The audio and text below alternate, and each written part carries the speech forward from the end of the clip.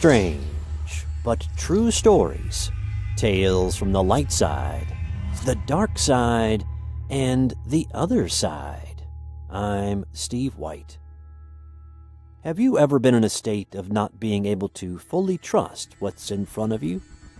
Sure, our eyes sometimes play tricks on us, but that's not what I'm talking about. I'm talking about waking dreams, or a state called hypnagogic, or being between wakefulness and sleep. In the following two stories, the people involved remember vivid details from what they perceive as reality, but may or may not actually be reality. To them, it was real. But what does that reality actually mean? April 23rd, 1996 was a Tuesday. I woke up. It was morning. I looked at the clock. 5:32 a.m. At the time, I was a 23-year-old college student. I was thin, but not necessarily fit. Every morning, I'd ride to my first class, which was astronomy and space sciences. I had a blue bike, and campus was only 3 miles from my apartment, so it was a little bit of a workout. That particular morning, I didn't feel quite right. Not sick, but I just felt odd. Like something bad was going to happen. Something strange was coming my way, and I just couldn't put my finger on it. I tried to put the feeling aside as I grabbed my wallet, water bottle, and my book bag and headed out the door. I hopped on my bike and pedaled toward campus. I got to the science building where my astronomy class was held, but things looked strange. Campus looked weird. I pulled on the door to go inside, but it wouldn't open. It was locked. I checked my watch. 7:57 p.m. What? I looked up at the sky, and the sun was low in the sky, but it was in the west, about to go down below the horizon. I felt dizzy. I nearly fainted. But I pulled myself together and looked down at the watch again. 6:01 a.m. I reached for the door handle and opened it with ease. I began to freak out. I was sweating. My chest felt tight. My fingers were cold and stiff. I walked in and tried to sort my thoughts, but as I walked through the building, every step got heavier and heavier. Soon I was halfway down the hallway, and I could barely lift my own feet. I checked my watch, and it was spiraling clockwise. Tuesday turned to Wednesday. Wednesday turned to Thursday, and Thursday became Friday, just like that. For a brief moment, I was laying down in an ivory-colored cylinder, like a pod. I blinked and I was standing inside the classroom, and people were walking around me. Some people gasped when they saw me. Wait, when did you get here? Or, I saw him just appear. Or, he was there the whole time, right? I blinked and I was back in the pod again, only something was carrying me across this huge dome. I saw an endless number of them. Someone opened my pod. It looked like an ordinary human. His body and face and hair were perfect. His eyes were the perfect width apart. His jaw, everything was perfectly proportioned, as if he had been manufactured. He smiled and looked at me. Glitch number 692134-187329 has been recovered. Request for redocking. He spoke, though he wasn't speaking to me. Permission granted. Restoring glitch number 692134-187329's pre-recorded date of Tuesday, 5:32 a.m., April 23rd, 1996, Earth, said a voice over an intercom. The pod cover was replaced, and I was pushed back into the dark cylinder. Next thing I knew, I was in my bed. I woke up and took a look at the clock. 5:32 a.m., Tuesday, April 23rd. Am I a glitch that's still glitching? Because I remember being a glitch. Maybe we are all just in a simulation. Maybe this was proof of the multiverse. Have you ever felt like you're awake, but you're really not? Like you go through your morning, or even a longer part of your day, and then wake up and realize you were dreaming. But now, you're sure you're awake. And yet, you're not. And you repeat. It's a common enough trope that has been done brilliantly by authors like Neil Gaiman in his Sandman comic series. Anyway, it's a trope because it does happen to people. A lot of people. It certainly has happened to me several times in my lifetime. Usually in my third or fourth iteration, I wind up talking to someone about how I've had 3 false awakenings, and we joke about how I might still be dreaming. Then I do a reality check, like you do when you want to go lucid dreaming, and it tells me I'm in reality. And I'm not, but I don't find out for a while. Anyway, last night I had, or well, maybe it was this morning, I had a bout of false awakenings that was the longest I can ever remember. It has to have been in the double digits. That, on its own, wouldn't be enough to be glitch-worthy. No, it's what happened after I was aware that I was false waking. I started to struggle, actively struggle to wake up. I started not trusting the reality around me, and I kept shaking my head, probing my memory, randomly reality testing, going online and trying random websites, sending messages to people I don't normally talk to. It was like I was testing the limits of a holodeck program or something like that, trying to find the errors in an imperfect simulation. And that's when I started hearing the voices. It started like bleed-through, like there was a video playing on my laptop and I was asleep beside it, but the sound was leaking into my dreams. I could hear voices, some of them asking questions, and I tried to shout out to them, but they couldn't hear me. That's exactly what it would be like if I was listening to a podcast in my sleep. They can't hear me, obviously. It's a recording. Anyway, the voices were saying things like, "We've tried everything. He's not going down. He's waking up. That's not possible. Get Talbot down here." The name Talbot stood out to me for some reason. I don't know a Talbot in real life. There's the fictional Glenn Talbot from the Hulk comics, but I knew that wasn't it.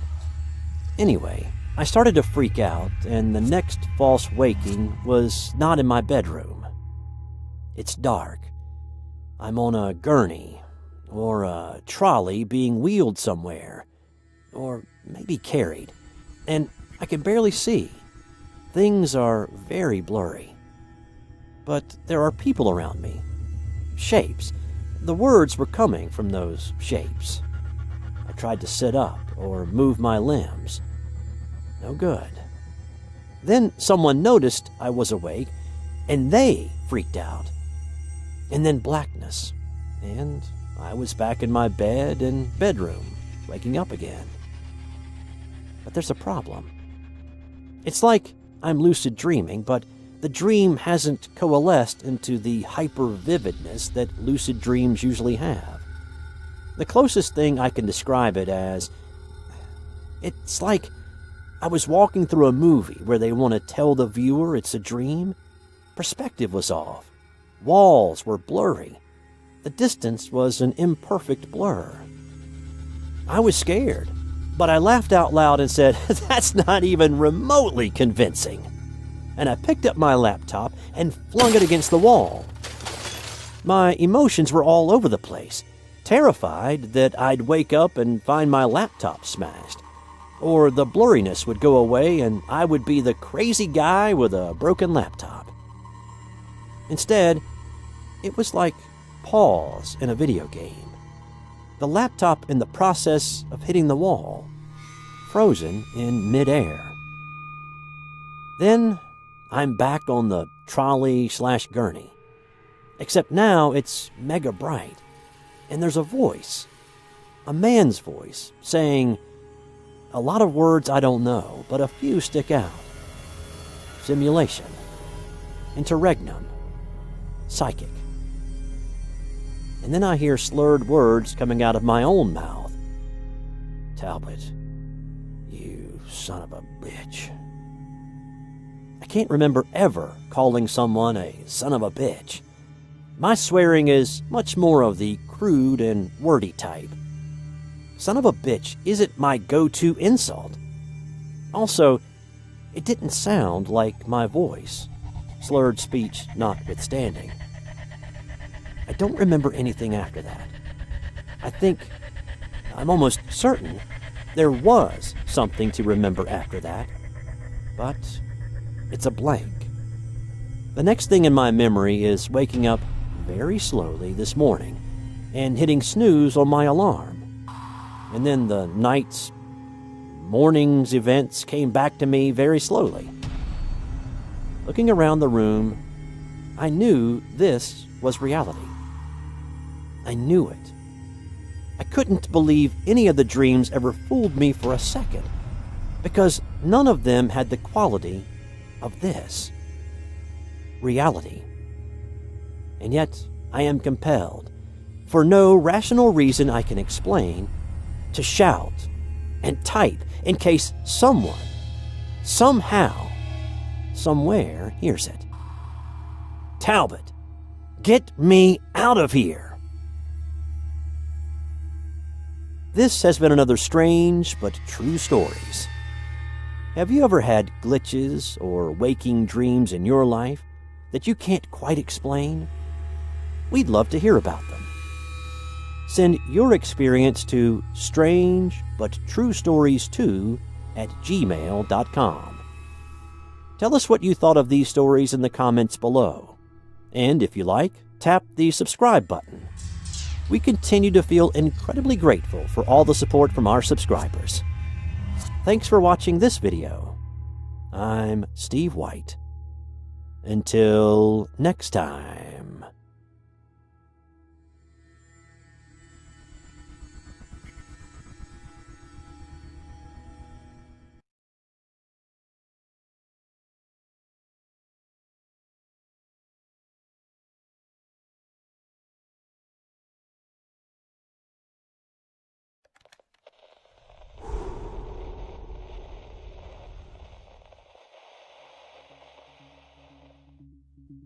Strange but true stories, tales from the light side, the dark side, and the other side. I'm Steve White. We are all on a journey.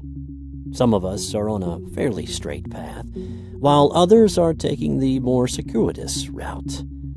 Many of us are enjoying a grand adventure, and some may be just along for the ride.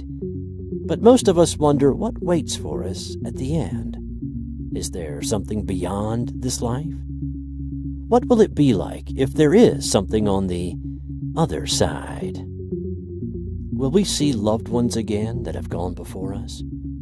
There are some who claim to have glimpsed life after death, to have touched the other side and, for whatever reason, returned back to this realm with the memory of the experience still intact. This story first appeared on nderf.org. In 1965, I was 8 years old and growing up in the suburbs of Los Angeles, in the San Gabriel Valley, in a town called El Monte. I was riding my bike one day with my best friend Felix along a busy street. I was on the right side of the road, going with the flow of traffic. My friend was on the opposite side, riding in the same direction.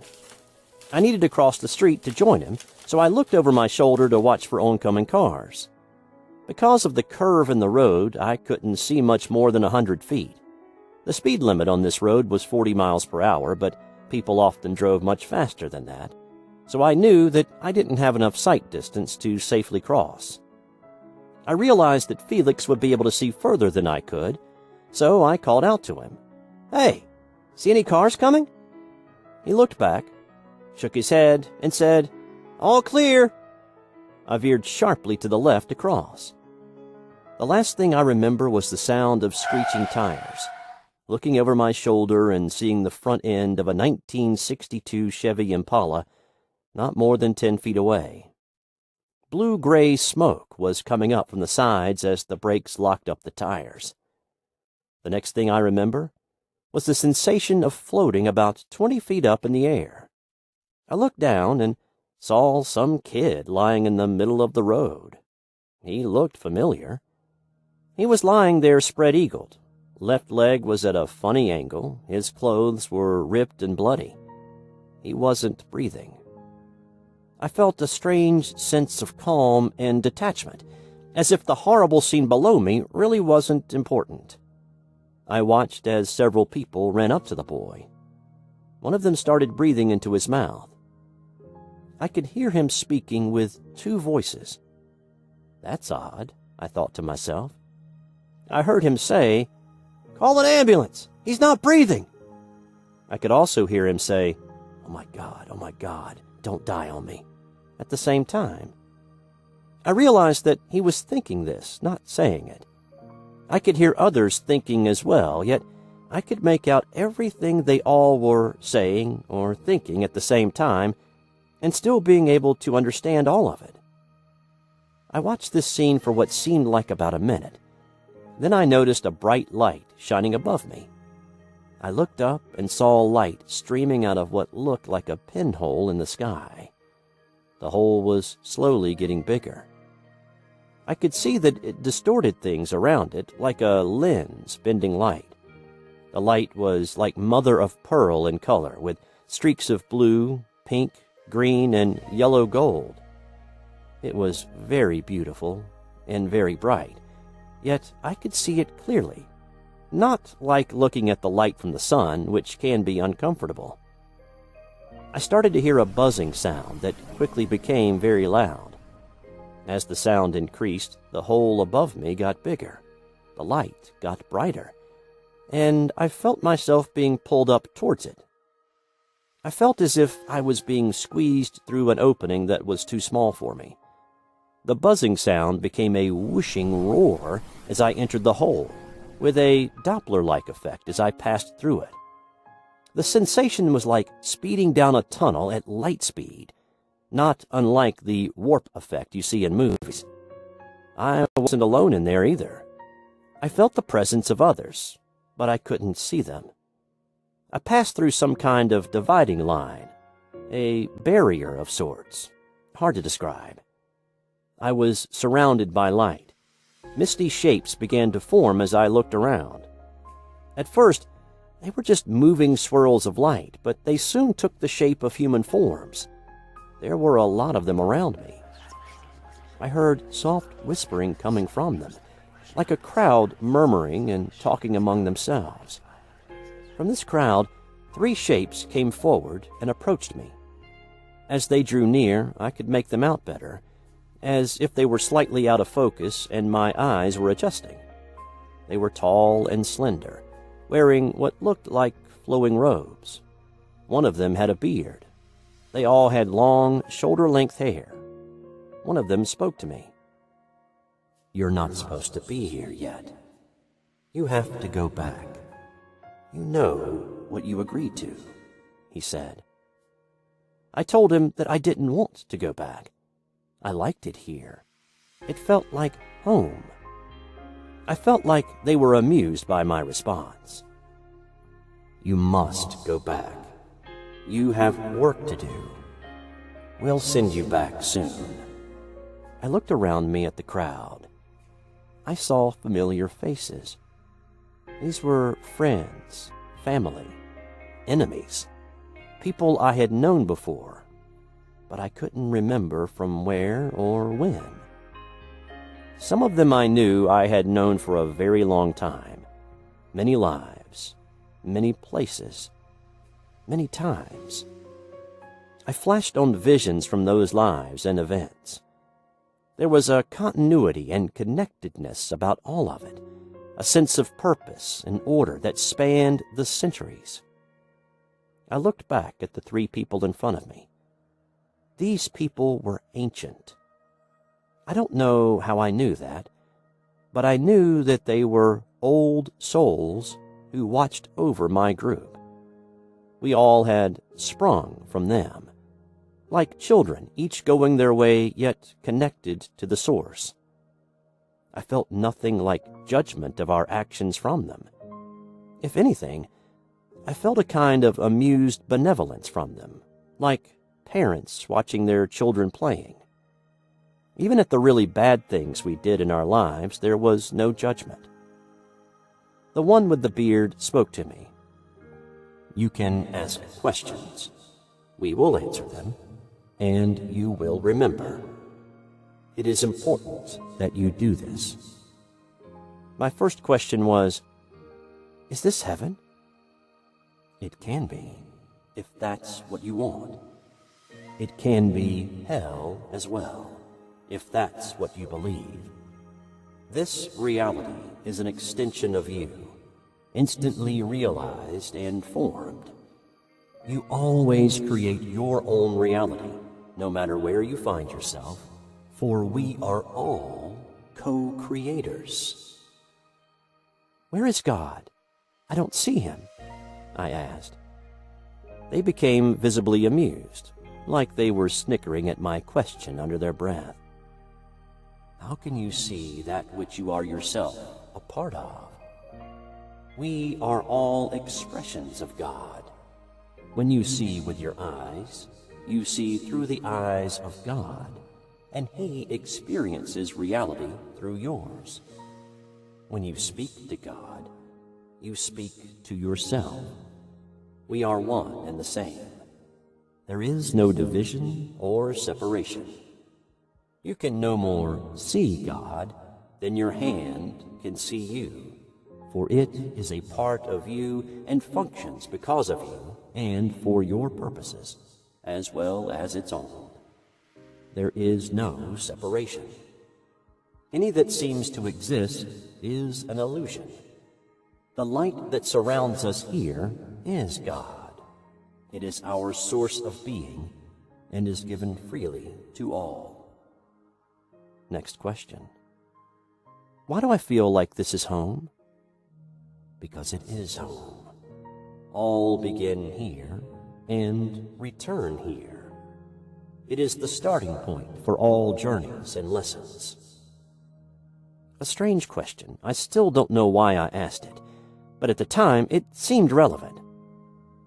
"When I come back again, can I stay?" I got an even stranger answer. "We don't think you'll want to stay long. You never do. You love your lessons, especially the hard ones. You can do as you please. It's your choice." This went on for what seemed like an hour. I asked 15 questions that covered a wide variety of topics and ideas. Some of them I would rather not discuss. Either they're of a personal nature, things most of us aren't ready to hear, or things I'm not supposed to talk about yet. One day, I'll maybe write a book about it. After the last question, I was told it was time to go back. I still didn't want to go back, but because of what I knew, I didn't argue the point. I don't remember any kind of specific event that got me there, but I suddenly found myself in an ambulance. I felt a terrible rush of pain throughout my whole body. I felt like I was choking. There was a tube in my throat. I smelled and tasted blood. I looked over at the attendant sitting next to me, and I was hit with a very strong sense of déjà vu. It was a memory of a dream I had a couple of days before. This very scene was in it. I remember one thing that really stood out. 2 words. I remember. Here are a few questions and answers from Richard's near-death experience. Did you feel separated from your body? Yes, I clearly left my body and existed outside it. How did your high level of consciousness and alertness during the experience compare to your normal everyday consciousness and alertness? More consciousness and alertness than normal, I was able to be in multiple places at the same time and experience events and conversations on many levels at once. I had no problem with keeping track of these multiple experiences. The sense of time seemed to be much more expansive, kind of like a moment point that is stretched out both into the future and the past at the same time. Were your thoughts speeded up? Incredibly fast. Did time seem to speed up or slow down?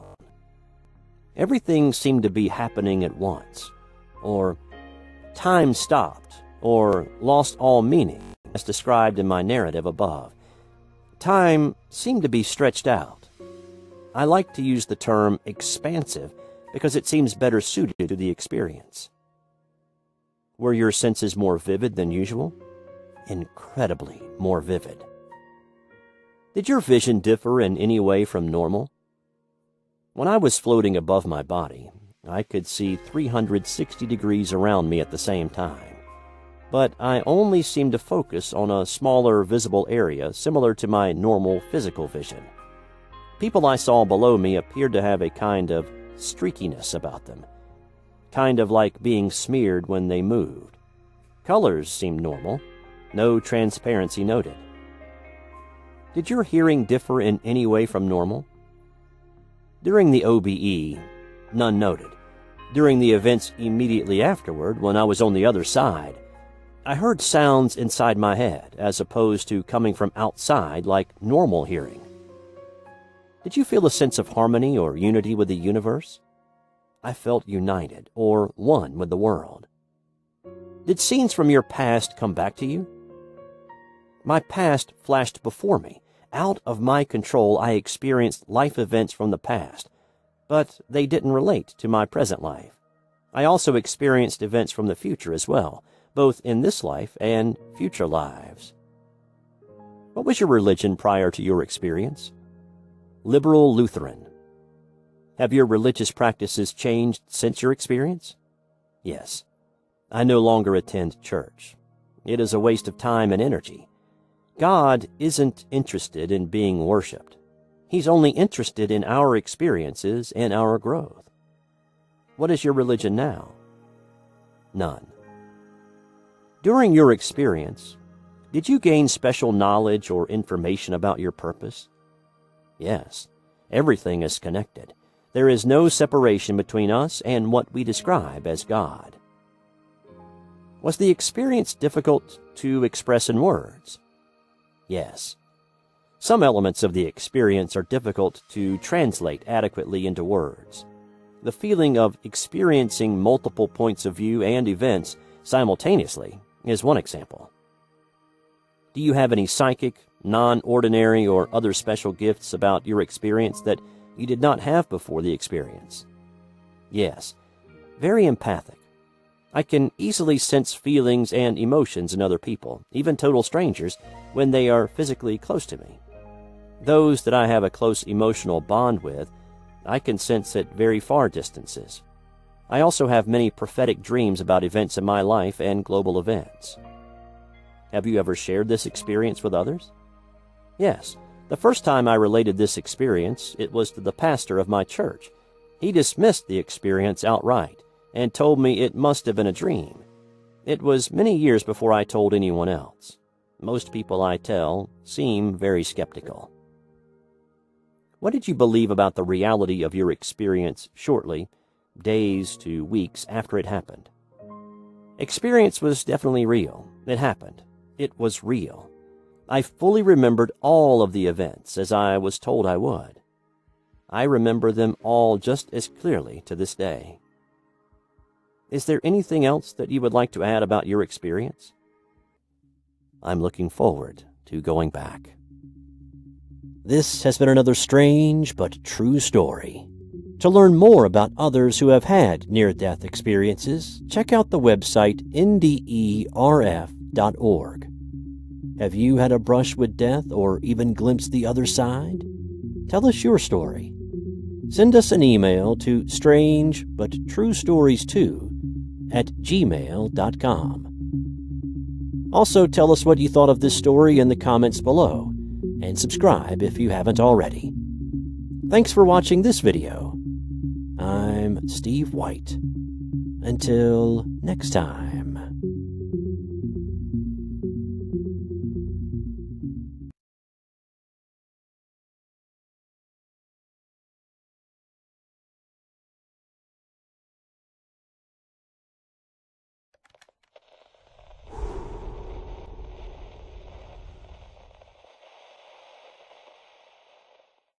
Strange, yet true stories. Tales from the light side, the dark side, and the other side. I'm Steve White. Alien encounters. Are we alone in the universe?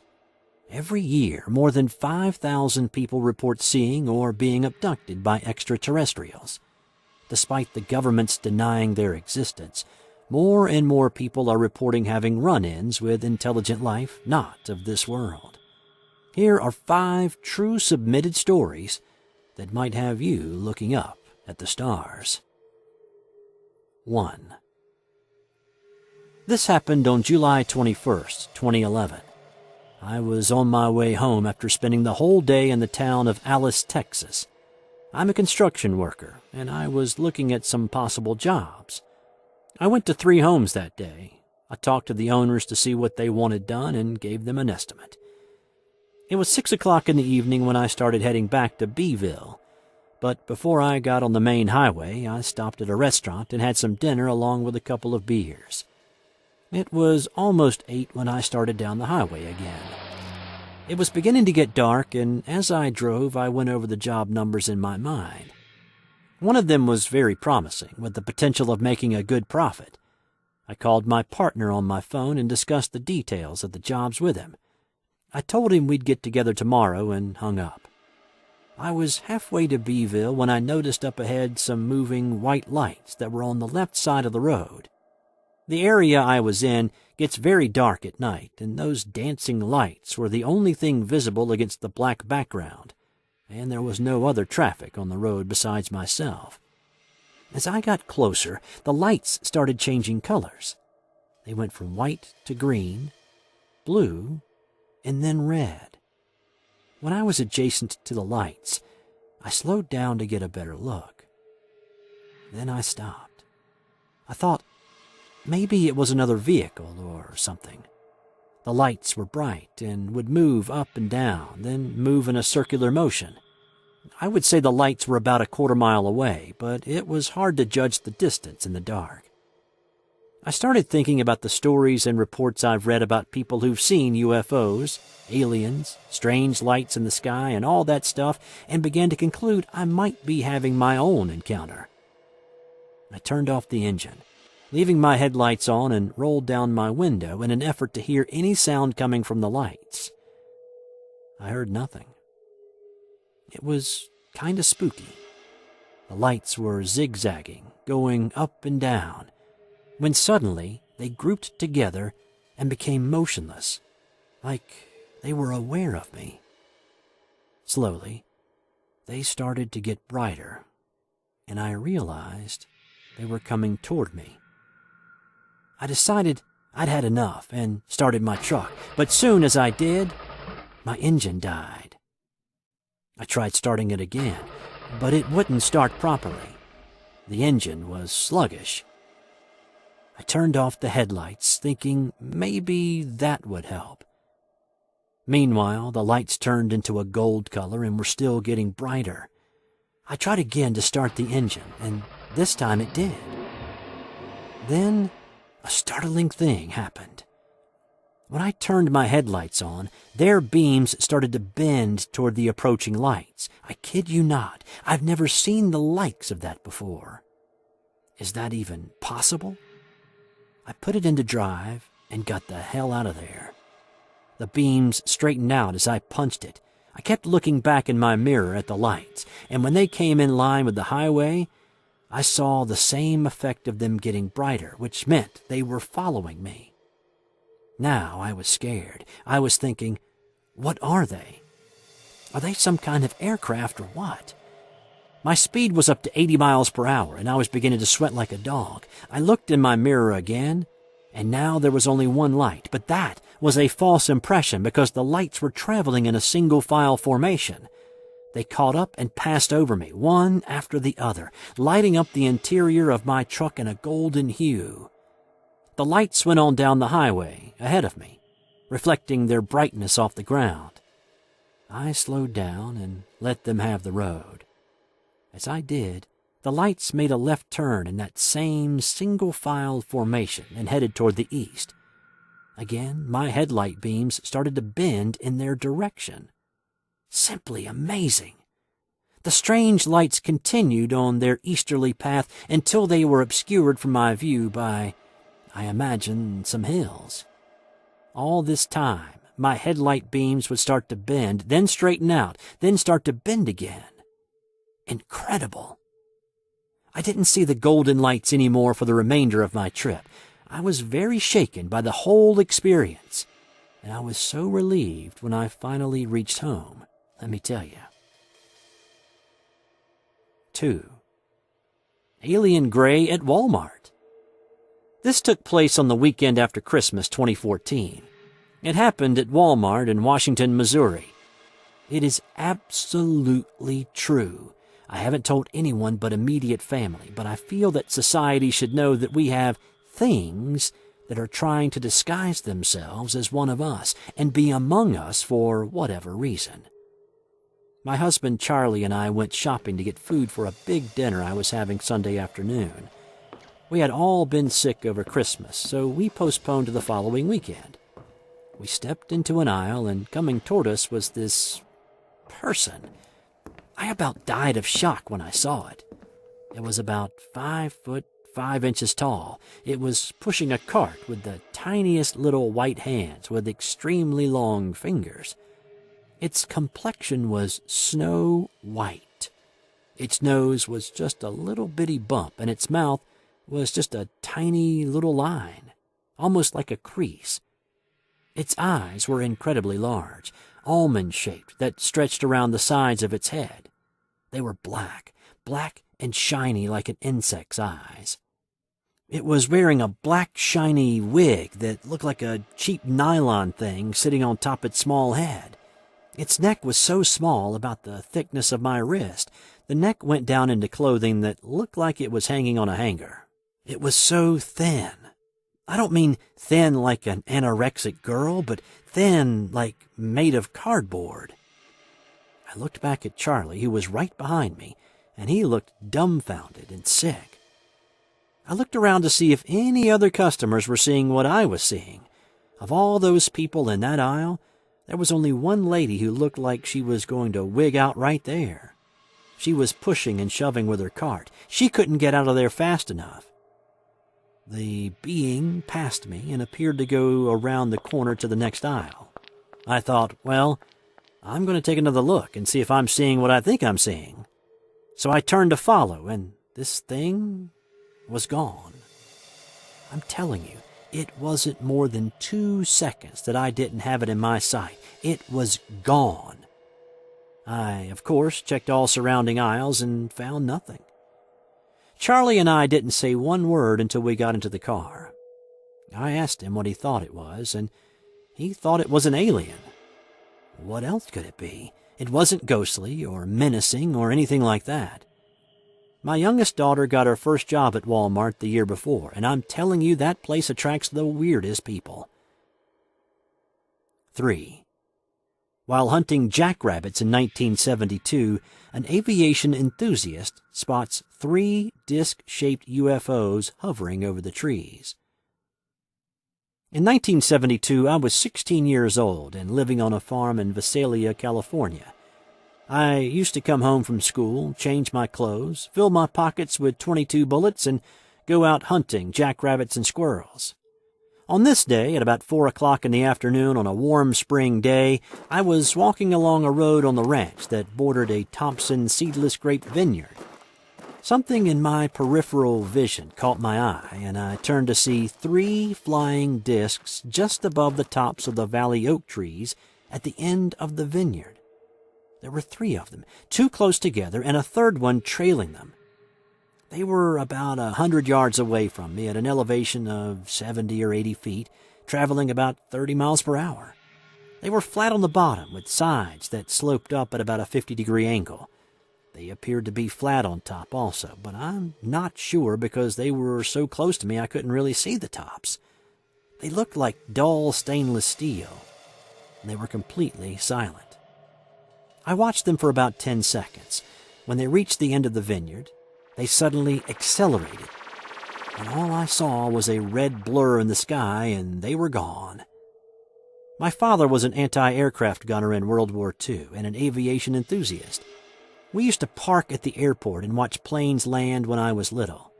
At the time of my sighting, I was taking flying lessons and studying to pass the FAA written exam. I knew every aircraft in the sky, and these were not airplanes, helicopters, or lighter-than-air aircraft. They were something unexplainable. I know what I saw, and from that moment on, I knew that UFOs are real. Interestingly, shortly after my sighting, a girl claimed to have seen a UFO land at Green Acres Elementary School behind her house. I, of course, couldn't wait to tell my friends at school the next day and was shocked to have them laugh in my face. I learned to keep my sighting to myself. It's sad, really, how closed-minded so many people are. The phenomenon deserves to be studied. 4. This incident took place in Shelby County, Tennessee, right outside of Memphis's city limits. It happened when I was 15 years old in 2003. The sun had just set with still an orange glow in the sky that was quickly fading. A small group of friends lived in my neighborhood, and I was the youngest of this group. One friend was in his graduating year and about to leave for the University of Tennessee. He and I were standing in a neighborhood street outside of a cove, waiting on another friend to come out of his house. We were making small talk and facing each other. As he was talking, I noticed a low-flying craft in the distance heading in our direction, moving very slowly. I cut him off mid-sentence and told him, "Look at this helicopter coming our way." He turned around and only said, "That's not a helicopter." As it approached, we had no clue what it was. It flew directly over us at an extremely low altitude and speed. I could have picked up a rock and hit it. It was a massive triangular craft with 3 lights on it, one on each corner. It made a humming noise and sent off vibrations through the air. It engulfed us and blocked out the entire sky as it slowly passed by. We didn't even speak to one another as it passed, and continued in a straight direction heading east and flying directly over my house down the street in its path. We both took off running after it was in the distance. When I got home, out of breath, I ran up the stairs and banged on my mom's bathroom door. She was taking a bath. I yelled through the door what we had seen, and she said she experienced shaking and rattling in the house for a few seconds, but that was it. I will never forget this, and I have never seen a UFO report describing a triangle UFO until I looked into it. Apparently, they've been sighted a lot, with the most famous sighting being in Belgium in 1992, involving the Belgian government. I feel almost honored to have seen one so close and at such a low speed right above me. It was dark black with circular lights.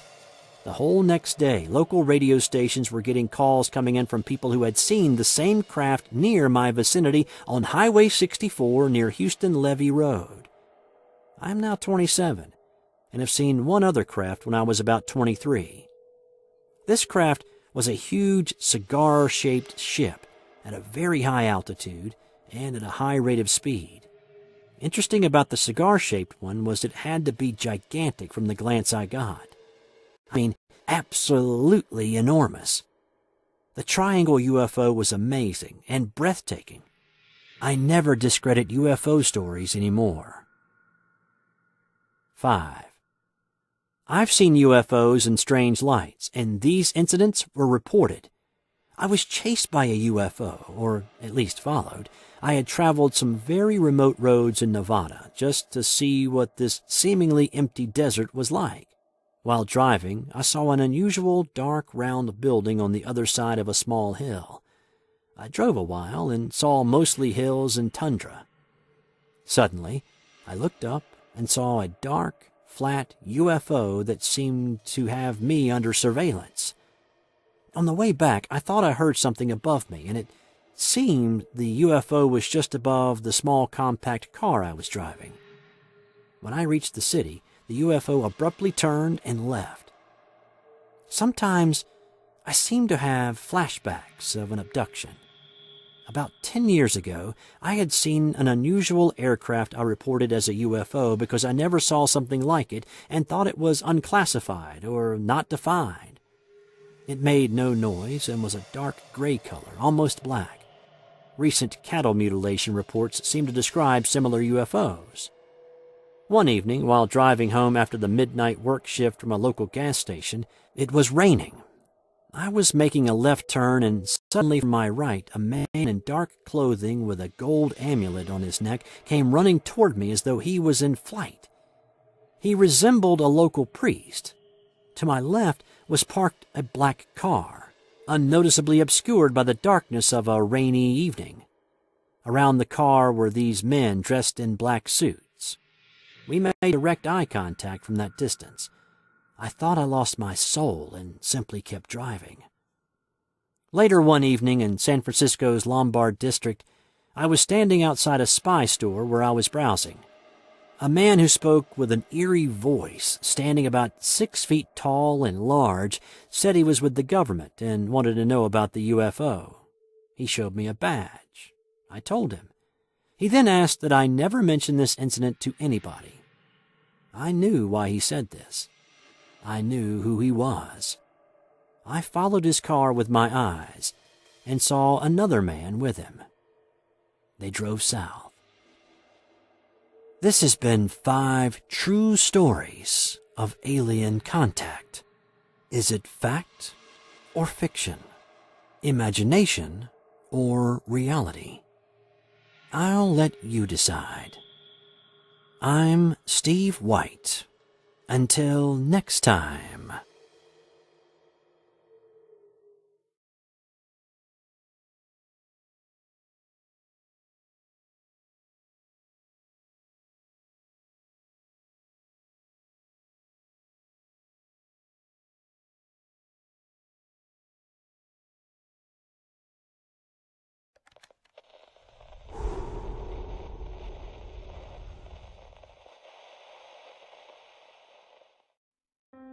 Strange but true stories. Tales from the light side, the dark side, and the other side. I'm Steve White. Aliens. Have they visited us? Are they living among us? Or are space aliens just another figment of our overactive imaginations and forever stuck in the realm of science fiction? The following story was submitted to us by Jared Walters, who says that he and his partner Samantha were visited by alien greys who have been delivering a message to them ever since. They started their own YouTube channel called Paranormal Now to document their encounters, and they have shared their story with us. I suppose this story started back in 2012 when I met my partner, Sam, through a spiritual circle in the town of Cwmbran in South Wales.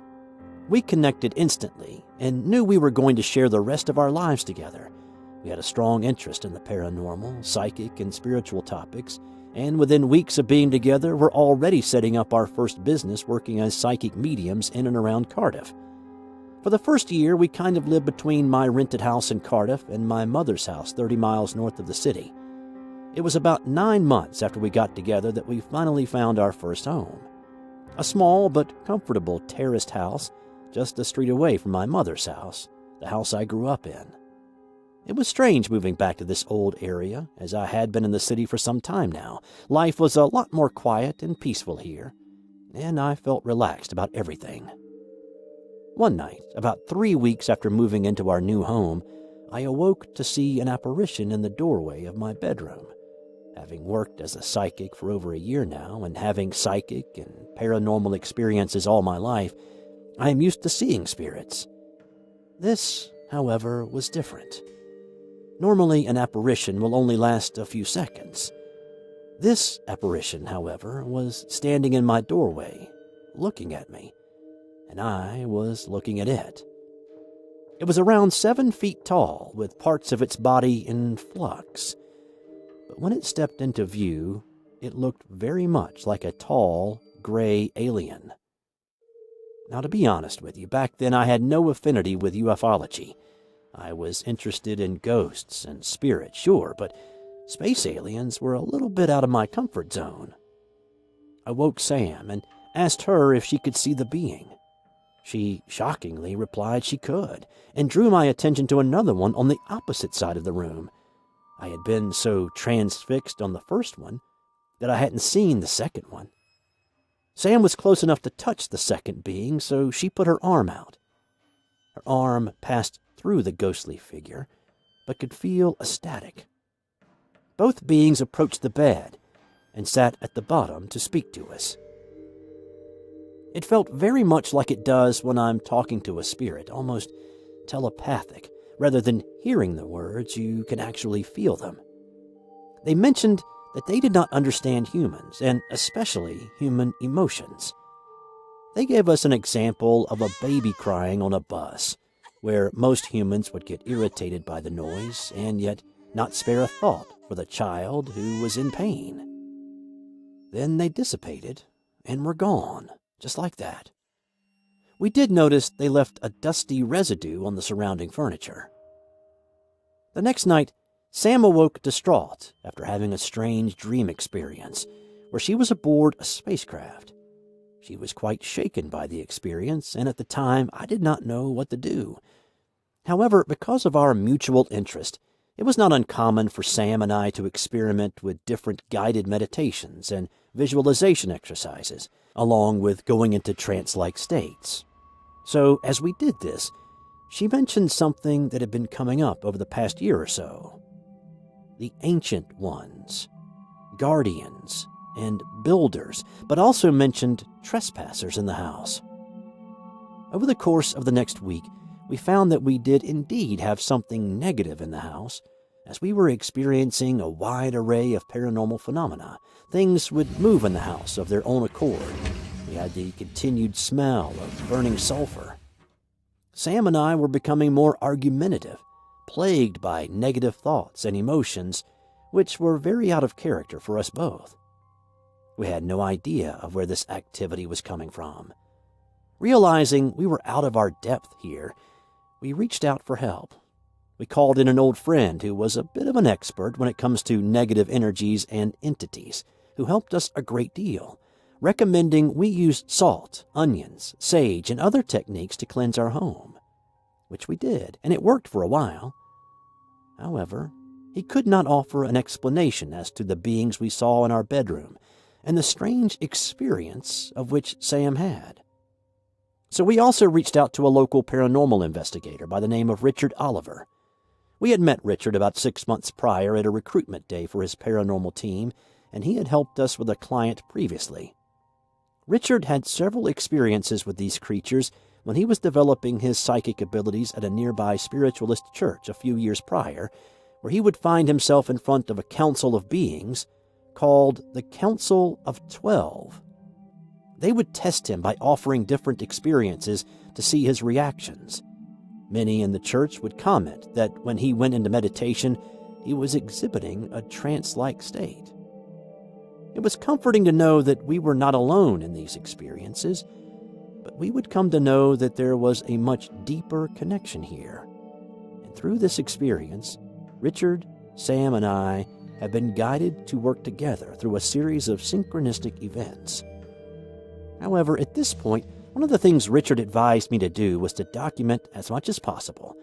Keep a journal, have a camera on standby, or a recording device. This would be helpful for 2 reasons. 1, it helps an investigator to understand the problem. 2, it is empowering for us as we feel we are doing something to help our situation. For more than 2 weeks, we struggled with the activity in our home. We tried everything we could to get rid of it. Having less than 2 hours sleep a night was horrific.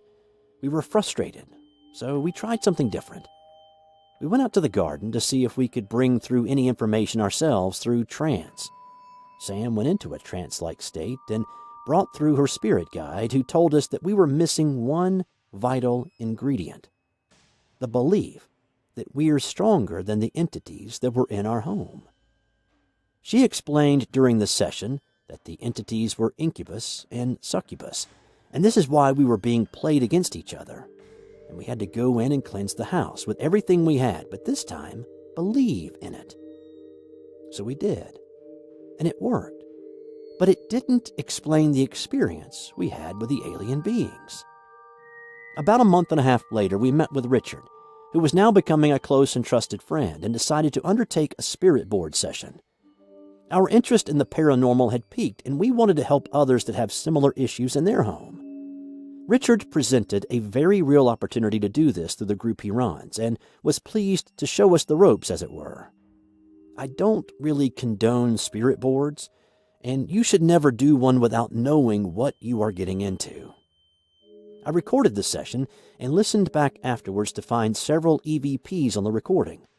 A strange voice in the background saying Richard's name and proclaiming, "We are the 12." SBT note: the audio for this is a little distorted, but if you would like to listen to what Jared, Richard, and Sam say they heard and recorded, you can check out episode 4 on their Paranormal Now YouTube channel. I was so intrigued that we might get some answers as to what happened to Sam that we decided to do a second session with Richard again joining us. This session blew my mind, as it confirmed that Sam did have an experience, and it was real. It confirmed Richard's experiences as well. The session mentioned things that were happening in the world, and in many ways was again quite troubling to hear. Shortly after, we destroyed the board, fearing we had attracted something negative. Throughout the next few years, we continued with our work, this time working more closely as part of our new paranormal team that Richard had set up called Paranormal Now. We offered our services free of charge to people who were having problems in their home.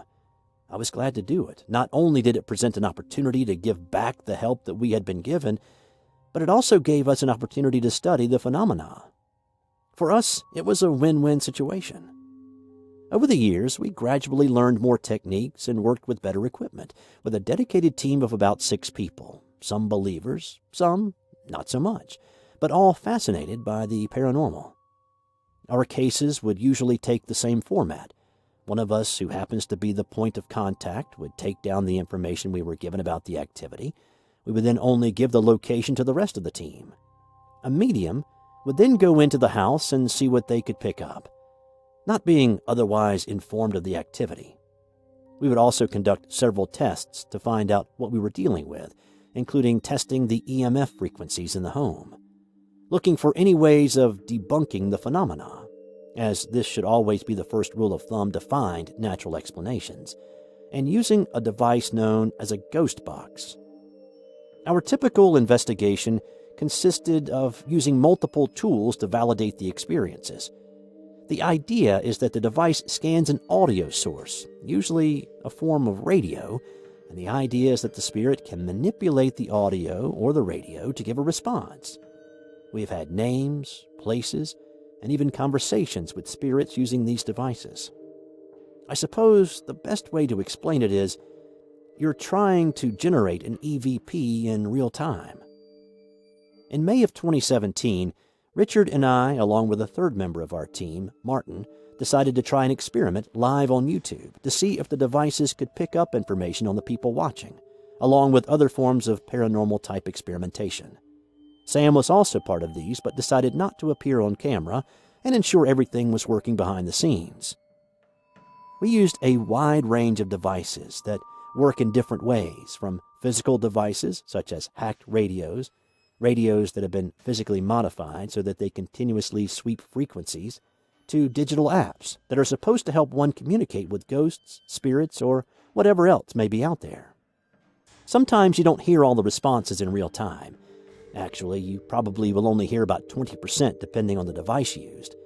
It is only when you go back through them that you can get a clear idea of what is being said.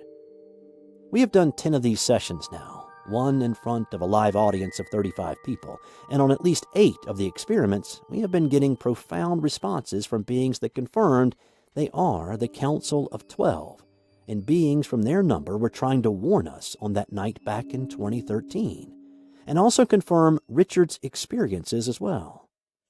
Throughout these live streams, they have spoken profoundly of how they view the world and what is happening to humanity today, ranging from the mundane to the deeply esoteric. They say they are a group of races that have interest in the affairs of Earth and whose responses have been very close to the work of such practitioners as Dolores Cannon. They have said that humanity, or at least parts of humanity, are awakening, and have touched on subjects such as the Illuminati, or secret government, the afterlife, the Mandela effect, ascension, reptilian aliens from Orion that have a great influence on Earth and do not have our best interests at heart. In addition, they have given us great detail into our sacred texts. As an example, they say the Bible is a code, specifically drawing our attention to the book of Acts, the story of Jericho, the Ark of the Covenant, to name a few. I will be honest with you. I am very anti-religion. Spiritual, yes, but have always felt quite opposed to organized religion. Just my personal belief, of course, but after this experience, I have done more research in the past several months into the Bible, and indeed other texts, such as Chinese origin myths. They have also maintained that 2018 is the year when things will start to change dramatically on the planet, and that the UFO talk in the media at the beginning of the year was only the start of things to come, and May 2018 will be a significant month. Whether this is with something physical or something on a more subtle level, I don't know, and I don't want to be a scaremonger. Regarding Sam's experience, in our 6th YouTube session, I am explaining to a friend about the experience that she had. I met this particular friend back in 2015, 2 years after the initial encounter. The response we heard through the device quite clearly was, she was there. Then goes on to give a message about her, even a prediction, which is only now coming true. SBT note: this audio is much clearer. It is being used here with permission from Paranormal Now. There's other people that are... Other people there. I know there's spirit here, but was one of you guys... She was crazy. Did Sam see... Horizon intense. So... Are you answering my question? I had a question in my mind then. You just answered that. Triangle pass over. I was thinking about 4 years ago, Right. where she actually had this kind of really vivid dream of being on board like an alien ship. When she was there, it was a Commodore. Why did she? Let's get you the meeting that. Have any of us ever been aboard? Money. I had that night something went wrong. Are you talking about that night here? What? We had two beings here, and they were talking about why do we... They were talking about a baby crying on a... Why do we... They were talking about a baby... So they turn it into a circus. But I sounds a little, government maybe on pickup. You did? Do you understand it's been a bit of a learning curve for us? K2 went down as well. Did it? Yeah. Can you affect that device? On color line.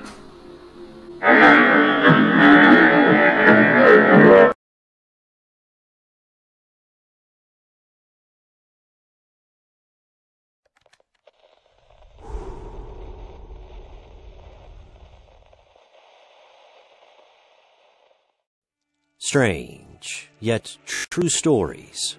Tales from the light side, the dark side, and the other side. I'm Steve White. Skinwalker Ranch. This article was written by author Joni Mahan and is being used with permission. It can be found at theghostdiaries.com.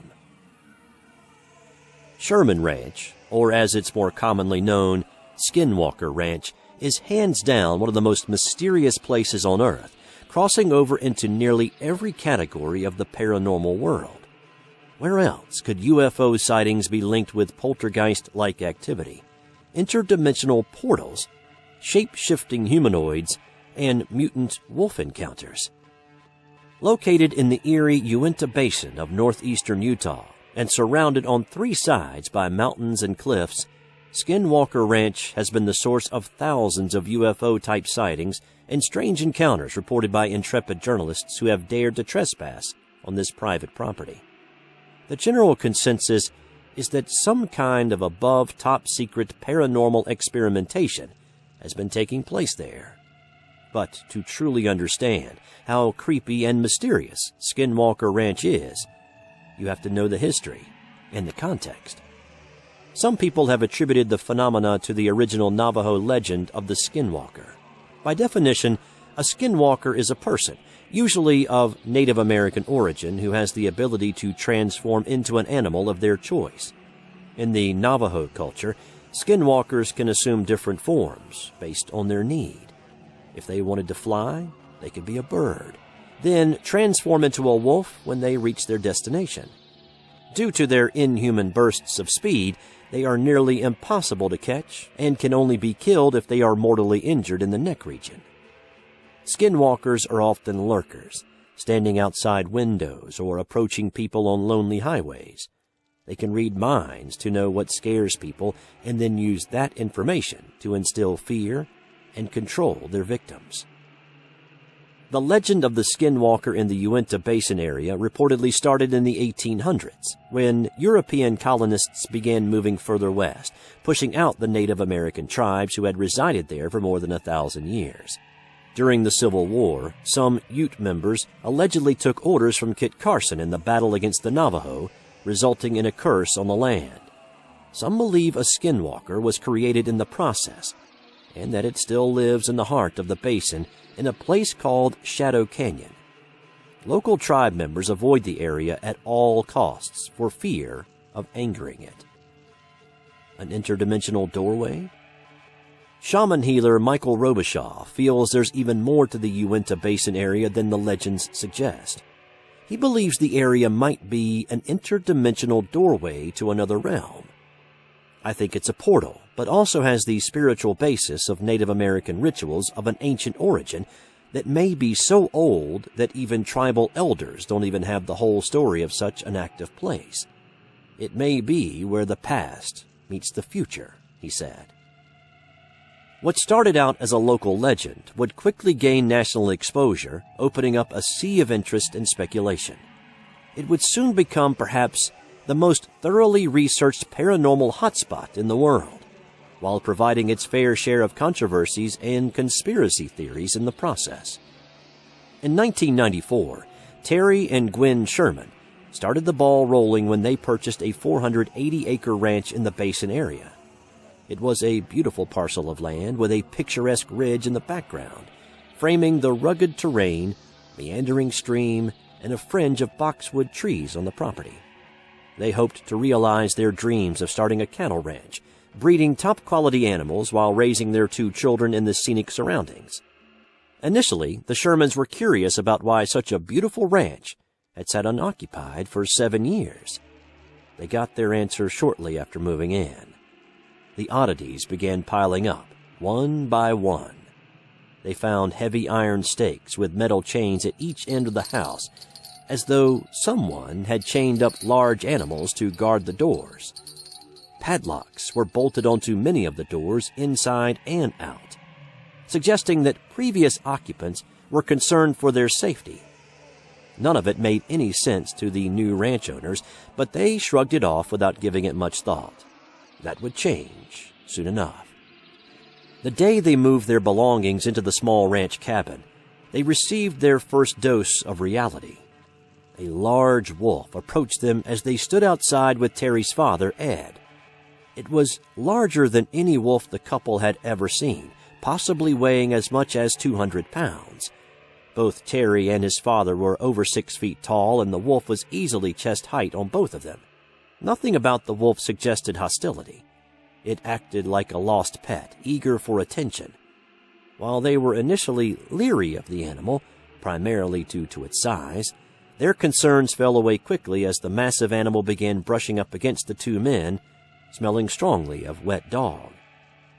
Gwen stood off to the side, keeping a close eye on her two children who were standing on a flatbed trailer, watching the scene unfold. After she grew more comfortable with the situation, she called the kids over to the animal, who showered it with attention and begged to keep it as a pet. But Terry knew from experience that wolves were cunning predators, and he just unloaded several prized Angus calves into a nearby pen. After a few moments, the wolf darted over to the pen and brazenly grabbed a calf by the head and attempted to pull it through the bars of the corral. Sherman and his father attempted to save the calf by kicking the wolf in the ribs and then beating it with a stick, but the wolf wasn't deterred. "Get my magnum," Terry called to his son, Tad. As soon as Terry had gotten his gun, he shot the wolf twice at point-blank range. Both bullets hit their mark, which should have killed the enormous beast, but it was unfazed by the assault. It continued trying to pull the distressed calf from the pen, showing no signs of injury. Terry shot the wolf a third time, which finally seemed to get the animal's attention. It released its hold on the calf and backed off a few feet, but still didn't run away, which would have been normal wolf behavior. Terry took aim and shot the animal a fourth time, striking it in the heart with what should have been a fatal blow. But the wolf still was not harmed. The sense of panic was nearly palpable. Why wouldn't it die? Not knowing what else to do, Terry's father retrieved a shotgun from his truck and shot the wolf again. This time, the results were visible. A flurry of fur and flesh flew into the air, the pellets undeniably hitting their mark. Instead of falling to the ground dead, the wolf backed off several more feet and continued to regard them with an icy blue stare. What was it going to take to bring down this beast? Ed took aim again and shot the beast in the chest, sending more fur and flesh flying. The wolf stared at them for a moment before calmly loping away. When they attempted to pursue it, they were mystified to discover that the tracks suddenly ended. It was as though the wolf vanished into thin air. The wolf sighting was only a prelude to what would happen next. The family began noticing other odd occurrences around the ranch, including strange balls of light that seemed to hover in the sky. Along with the orbs, they also saw peculiar lights in the sky and voices that seemed to come from directly above their heads. They started seeing faces at the windows, which turned into apparitions standing at the foot of their beds. Members of the family began having terrifying nightmares, and objects began disappearing, only to reappear somewhere else. One day, Gwen carried in groceries from the car and unloaded them onto the counter, preparing to put them away. She turned around, distracted by something. When she turned back, all the groceries were back in the bags, as though she'd never unpacked them. The strangeness only increased from there. They began smelling a strong musky scent that they could not explain. They also began finding their prized cattle dead in the fields, mutilated beyond belief. Some had their genital areas mutilated, while another had its eye completely removed, as if it was done surgically. Cattle began disappearing at an alarming rate, which was detrimental to Terry's ranching business. He lost 20% of his herd in 2 years, which is excessive compared to the normal 1% rate that most ranchers in the area faced. The orbs of light seemed particularly intrigued by the cattle, often lingering over their heads. Terry wasn't certain what to do about his losses. his cattle weren't ordinary cows. They were prized cattle that cost him thousands of dollars. Having them disappear so mysteriously was disconcerting, to say the least, especially considering many of them vanished without a trace, leaving a trail of hoofprints behind them. Things would only get worse. Lights would appear out of the sky, blanketing the entire area to near daylight conditions. Strange animals were often seen roaming around the ranch. Bright tropical birds were spotted in the trees, and their dogs became so fearful of the activity, they cowered in their doghouses and refused to come out, even for food and water. 6 of their outdoor cats disappeared in a single night. The final straw came one night when their dogs began chasing one of the strange orbs of light. Terry Sherman encouraged the dogs to chase it, and they quickly disappeared into the darkness. Moments later, he heard the undeniable sounds of the animals yelping. They pursued the sound, but could find no trace of the animals. The next morning, they discovered 3 scorched circles in the ground with gooey lumps of liquefied flesh in the centers. Something had killed the dogs. Enough was enough. Life on the ranch wasn't what they imagined. The financial losses from the missing cattle were nearly bankrupting them. The children's grades were dropping, and sleeping was becoming a real issue for the family due to the constant activity and nightmares. Towards the end, they were all sleeping together in the same room, hoping for safety in numbers. After telling their story to a journalist at a Salt Lake City newspaper, the Shermans were approached by an unusual buyer. In 1996, hotel entrepreneur Robert Bigelow paid the Shermans $200,000 for their ranch and turned it into a research facility to study the paranormal events, founding NIDS, the National Institute for Discovery Science, to formalize the project. Over a period of time, he hired psychologists, engineers, physicists, and biologists to aid in his research. And he locked down the ranch, hiring former military security guards to keep it protected from outsiders. He established a science advisory board and brought in state-of-the-art equipment. The tables were turning at Skinwalker Ranch. The hunters were now being hunted. During the early days at the ranch, the NIDS team consisted of a veterinarian, a physicist, and a biochemist. Even though the Shermans moved to a ranch 25 miles away, Terry Sherman agreed to stay on as the ranch manager, caring for the livestock both he and NIDS brought in to act as bait for the paranormal activity. Teams investigated the ranch in pairs, often bringing a dog along with them as they made their rounds. One of the researchers hired for the ranch was Dr. Colm A. Kelleher, a biochemist with 15 years of cell and molecular biology experience.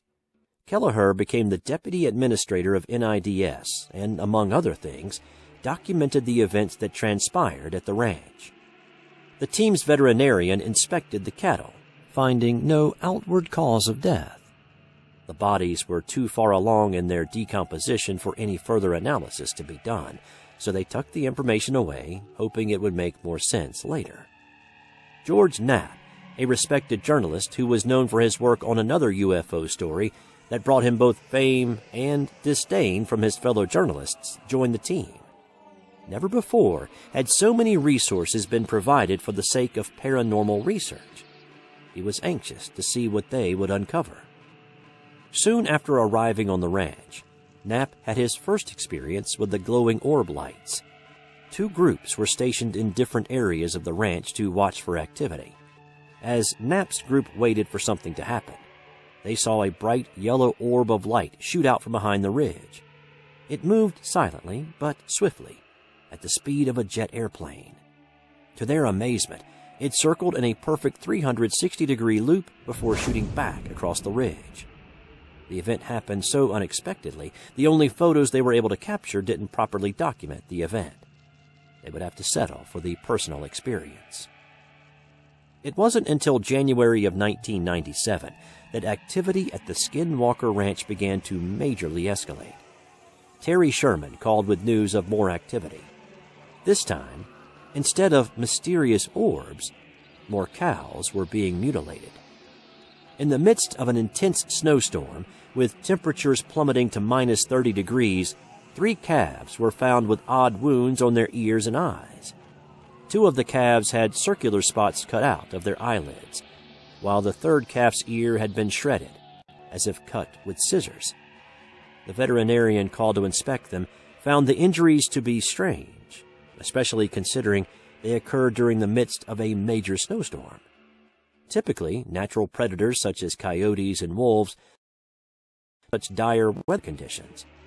After another calf mutilation occurred in broad daylight a month later, the researchers were more perplexed than ever. What was going on at Skinwalker Ranch? The NIDS team flew in from Nevada after receiving Sherman's second call and were shocked at what they saw. The 85-pound dead calf was splayed out, nearly spread eagle. One of its legs had been yanked in the knee socket with force and was placed away from the body as though it were staged. All the calf's internal organs were missing. The body was entirely drained of blood. There wasn't so much as a drop of blood on or around the body. This definitely was not the work of a natural predator. As they stood at the scene, scratching their heads in wonder, they noticed the mother cow standing nearby. She had her head down and was in a state of agitation, having witnessed something the researchers could only guess about. The veteran inspected the calf, coming upon a strange discovery. One of the calf's ears was missing. It had been cut neatly down to the skull, not torn off. If a predator had done this, the flesh would have been ragged and ripped, but this one was removed with surgical precision. Even stranger, the ear that was removed sported a large yellow tag used to identify the cow. They searched the entire ranch looking for the tag, but never found it. It was almost as though the unseen predator was taking souvenirs, like some maniacal serial killer. Even the ranch dogs seemed shaken by the series of events. Instead of greeting the men with wagging tails, they cowered in their pens, obviously traumatized. It took them 2 days to come out of their pens, but even then, they were still visibly uneasy. Something was undeniably still lurking in the area. Later that night, the researchers were alerted by the sound of the dogs barking and howling. They looked around the immediate vicinity, but couldn't see what was causing the ruckus. They jumped into the farm truck and began scouring the area, using the truck's spotlight to inspect the outlying areas. Nothing seemed amiss until they came to a clump of trees. One of the cows was hunkered beneath the trees, separated from the rest of the herd, a typical sign that the animal was in distress. When the men got out of the truck to check on her, their lights caught the glow of amber eyes in the tree above her. Thinking it was a large cat, they shot the beast with a high-powered rifle. The second the shot rang out, the amber eyes disappeared. But when they searched the area, they could find no trace of the beast. It was as though it disappeared before their eyes. The team searched the area, looking for tracks in the snow, but didn't find anything. Surely, if something ran away, it would have left tracks behind. As they continued to hunt for the predator, they came upon a startling sight. Instead of a cat footprint, they found what appeared to be the print of a giant bird of prey. It was nearly 6 inches in diameter, with 2 sharp claw marks protruding from the rear. Alarmed, they searched the area further and found another single print 20 feet away. By the depth of the print, they judged the animal to be large and heavy, unlike anything they'd ever seen on the ranch. The following month, more strange events happened that would force them to question their own sanity. This is the end of Part 1 of Joni Mayhan's written account of the Skinwalker Ranch in Utah. Part 2 will air the next week. If you like this presentation, leave us a comment and subscribe to our channel. Your support and feedback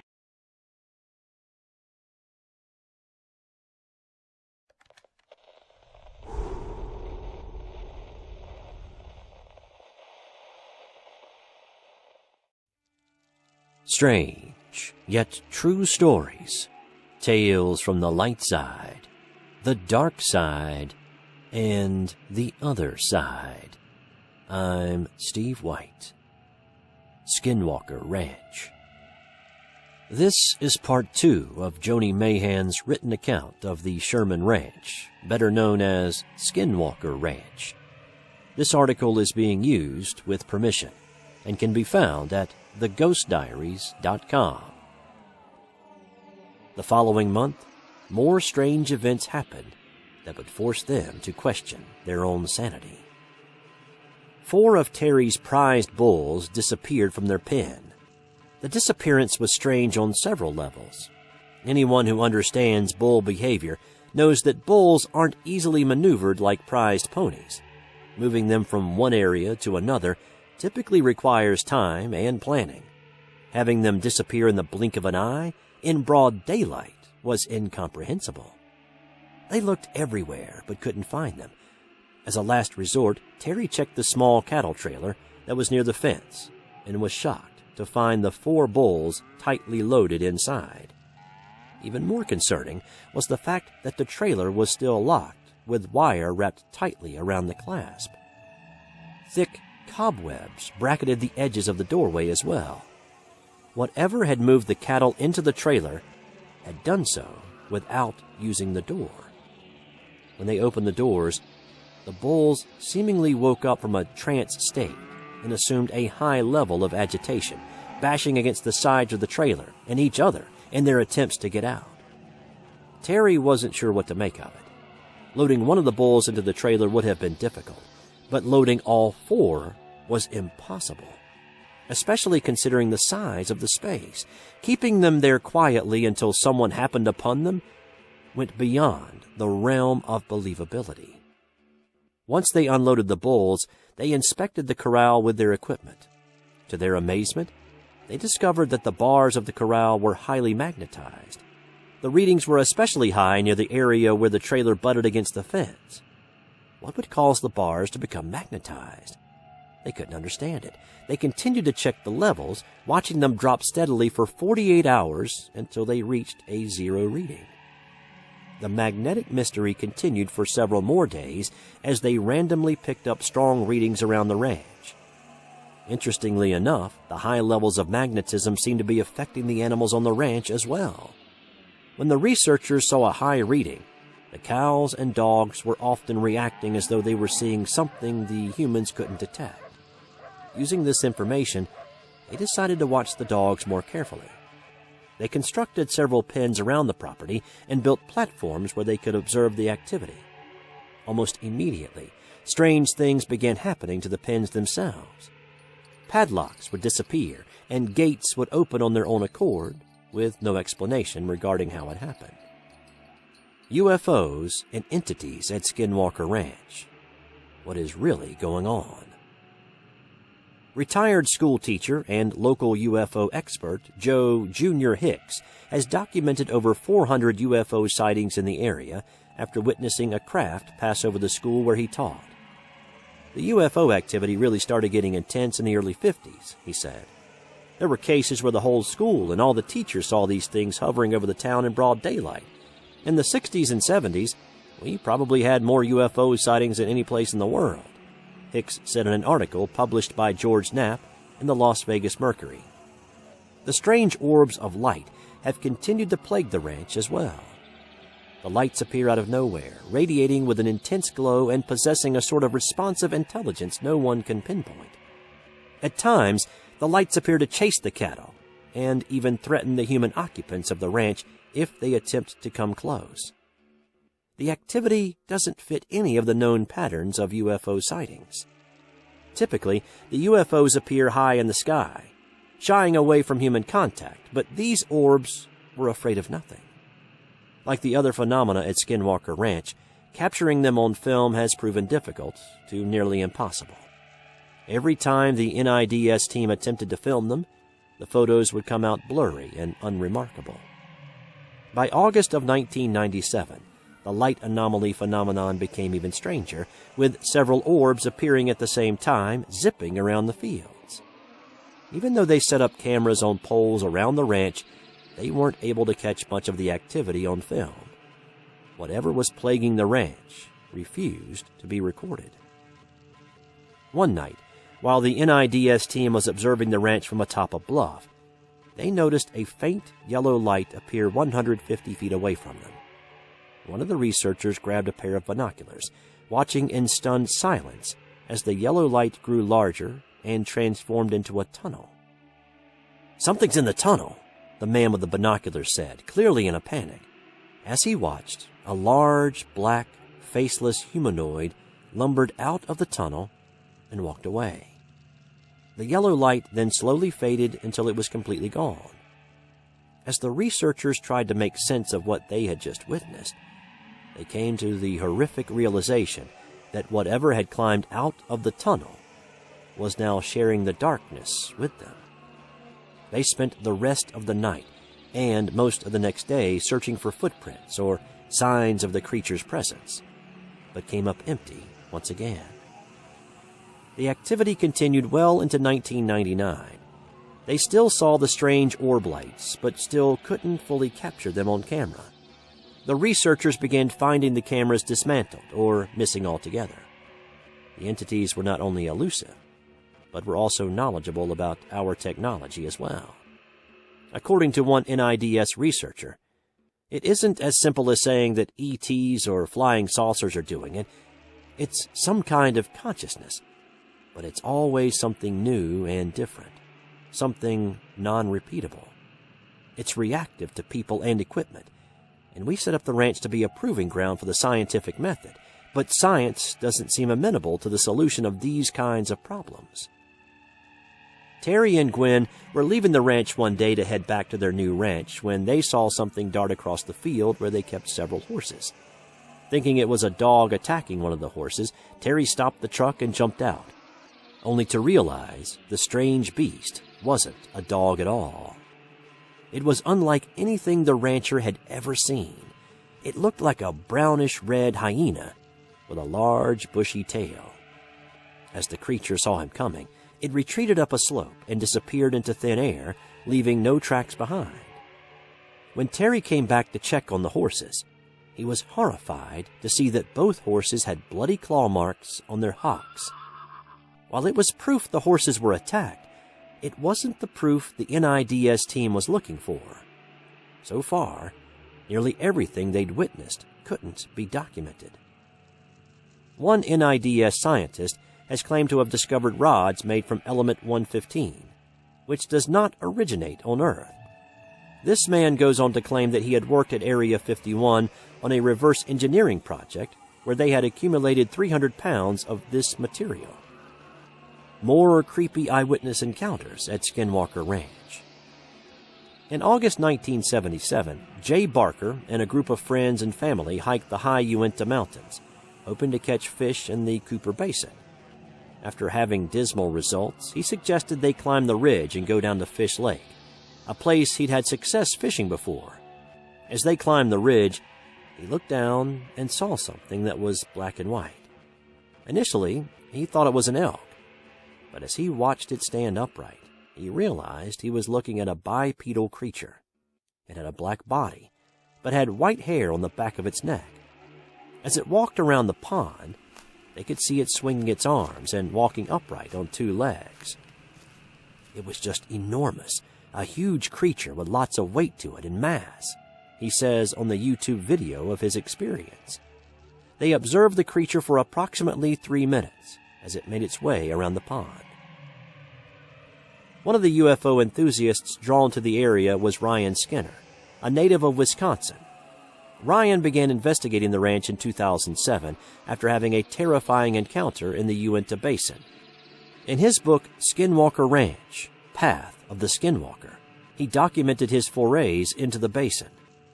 In December of 2006, Ryan and his fiancée took a trip from Wisconsin to Las Vegas, where they planned to get married.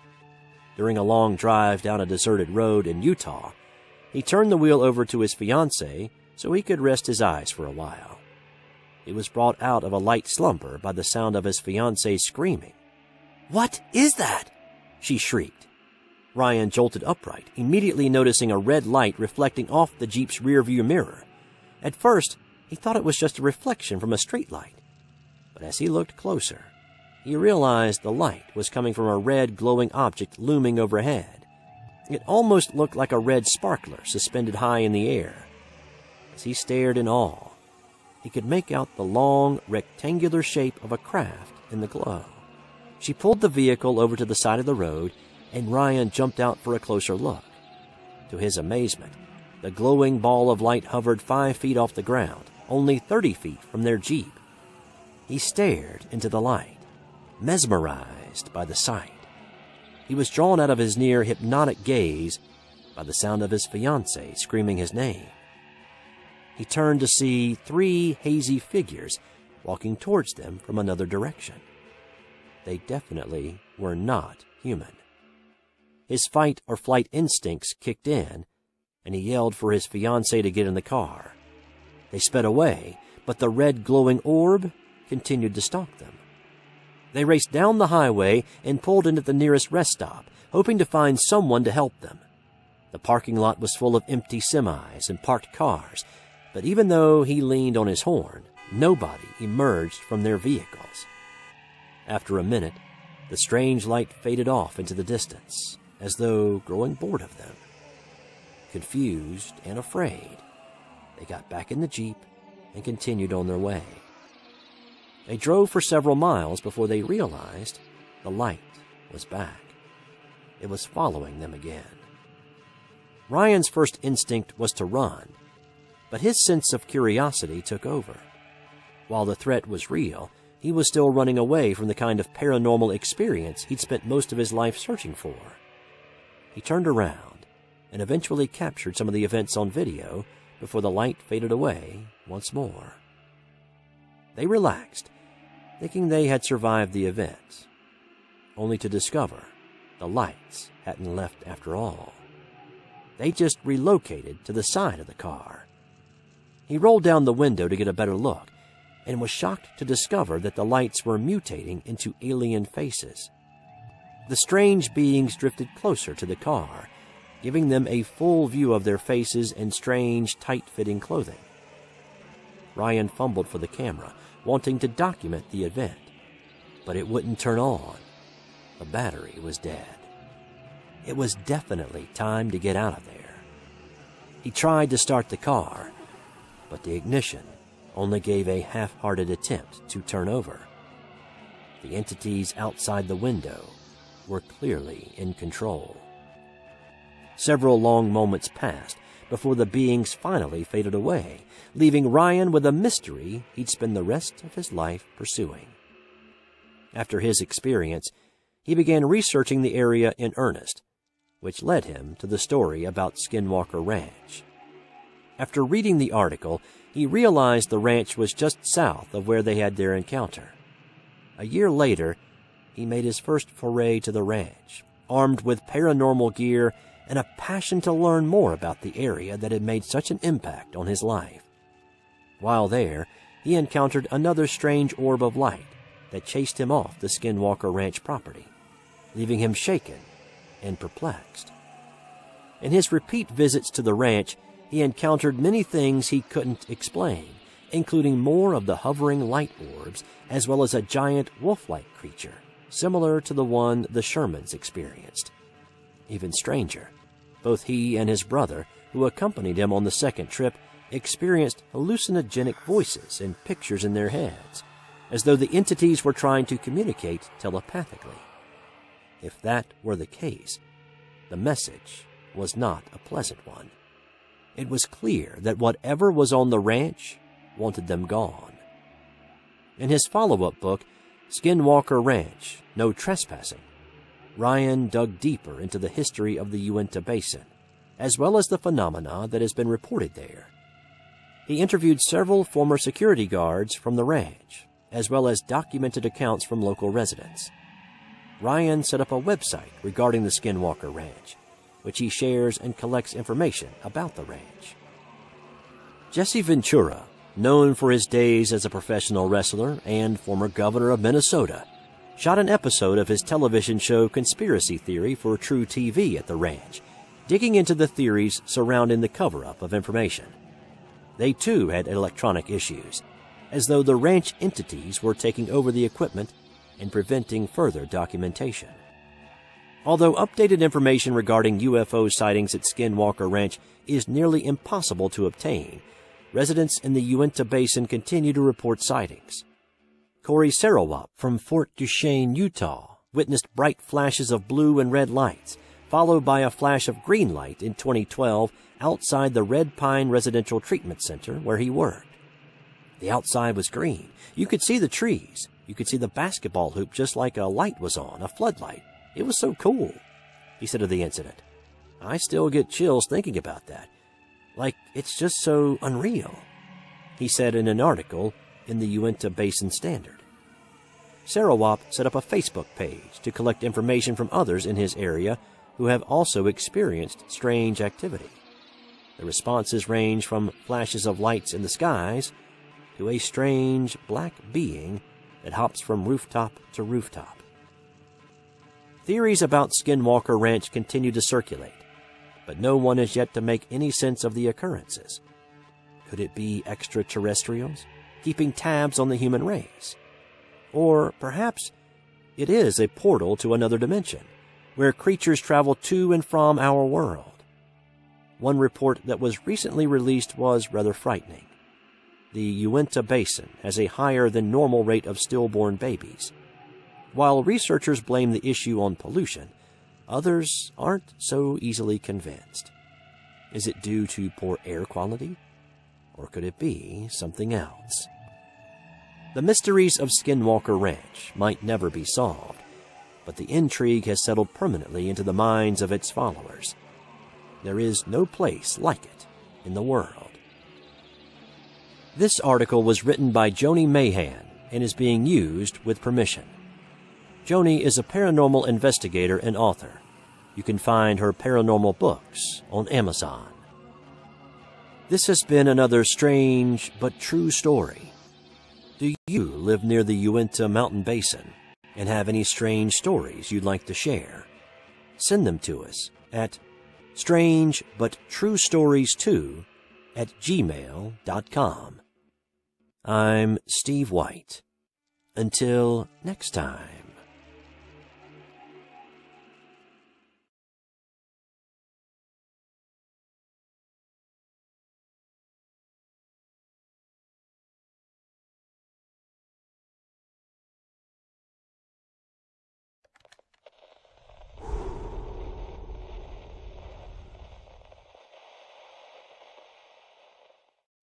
Strange but true stories.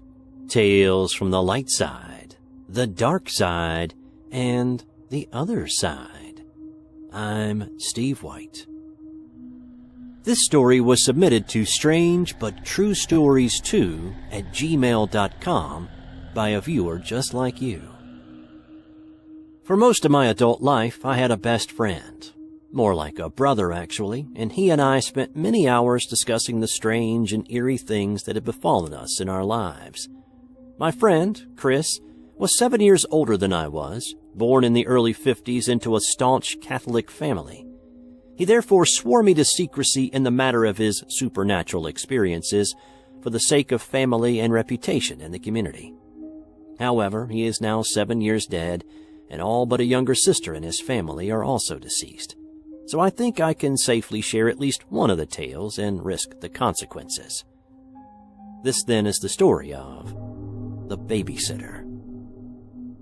As a boy, Chris lived in a terrace house in the north of England with his mother, father, 2 older brothers, and a younger sister. When he grew up, he bought the house from his parents, and then once he was married, he and his wife lived there. I asked him once why he decided to buy the house he grew up in. Why not develop new memories with your own family in a different house? He raised one eyebrow and cryptically told me, "I never let anything beat me, not even this house." Years passed before he told me what that meant. Chris was not your average English working-class lad. By the time he was 10 years old, his school teachers were advising he be moved to a school for gifted children. His parents refused, and he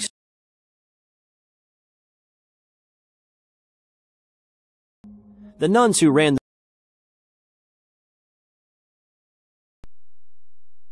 the and only the intervention of an English teacher prevented it. He published his first set of horror stories at 13 years old, his first poetry a year later. He dabbled in theater, which is where I met him. We had a moderately successful writing partnership over these. We wrote songs, stage plays. Only when I suggested moving into ghost stories that for the first and only time, he turned me down flat. "You want to write that stuff? You write it alone," he told me. On several occasions, I conducted paranormal investigations with another friend of mine, and I had a wealth of experiences and tales to share, but Chris would have none of it. His excuse was always the same. It would be unacceptable in the eyes of his family. One evening at his house, we were talking about ghosts, films, our latest projects, and women. He suddenly stopped talking and stared at the door to the front room. His face drained of all color and his eyes widened. "What's wrong?" I asked. "Look at the door handle," he whispered. I turned from my position sitting on the floor and looked over my shoulder. It took a moment, but then I saw what he meant. More slowly than the hour hand of a clock, the door handle was rotating. Someone or something was opening the door. "Hi, June," I called out, assuming it was Chris's wife, back from her darts match at the local pub. "June won't be back till 11, he said. "Besides, did you hear the front door open?" I admitted that I had not. "Stay there," he ordered, "and whatever you do, don't open that door." He stood up and crossed to the dining table and picked up a silver salt shaker, and holding it like an aspergillum, crossed to the door. Chris closed his eyes briefly, mumbled what I assumed was a prayer, and then threw open the door, at the same time casting salt into the opening in two broad sweeps, one horizontal, one vertical. I leapt up and ran to his side. The passageway was empty. "What the hell?" I demanded. Chris was physically shaken, and I caught him as his knees began to buckle. Not an easy task. He was 8 inches taller than me and twice the weight. I helped him back to his chair. "All right, Chris," I exclaimed. "What's with the exorcist bit? I thought you said all that kind of thing was a sham." He shook his head and downed a whole mug of coffee in one gulp. He then began trying to get a cigarette out of its packet and light it with fingers so obviously numb and shaking that I had to do it for him. "When I said that about ghosts," he explained, "it was not because I don't believe in them. It was because I do." He sat back and took a long draw on his cigarette. "When I was a kid, this house terrified me, one thing after another every day, until I put a stop to it." I watched his face. I knew Chris in storytelling mode, and this was not it. He was absolutely sincere, and he was frightened. I have never seen Chris frightened on any other occasion. "You remember my gran?" he asked. We all knew Chris's mad Irish granny. She was a local character, 4 feet tall, spry as a leprechaun, and had not been sober in 40 years. Mad Gran had once procured a stag's head from a local pub for the sole purpose of teaching Chris's elder brother a lesson. The brother had delighted in telling Penny, his younger sister, that there was no such thing as Santa, breaking the 4-year-old's heart. Gran painted the stag's nose red, and the brother woke up to find it in bed with him, along with a copious amount of tomato sauce in true Godfather fashion, with a note reading, "I bloody well do exist, and here's Rudolph to prove it." "Yes, I remember your Gran," I replied. "Back in the old country, she was the go-to woman for this kind of thing," he told me. "Magic, evil spirits, you name it. She knew about it and what was to be done about it." I nodded. "My mom did too, but when she married, Dad made her give it all up. Gran was not happy about that, but, well, that's another story." The cigarette had burned away by this time. He had calmed down enough now that he was able to light another one without any help. "She told me a lot about it, when Dad was not around, of course. Taught me to read the cards, tea leaves, all that stuff, and how to deal with spirits."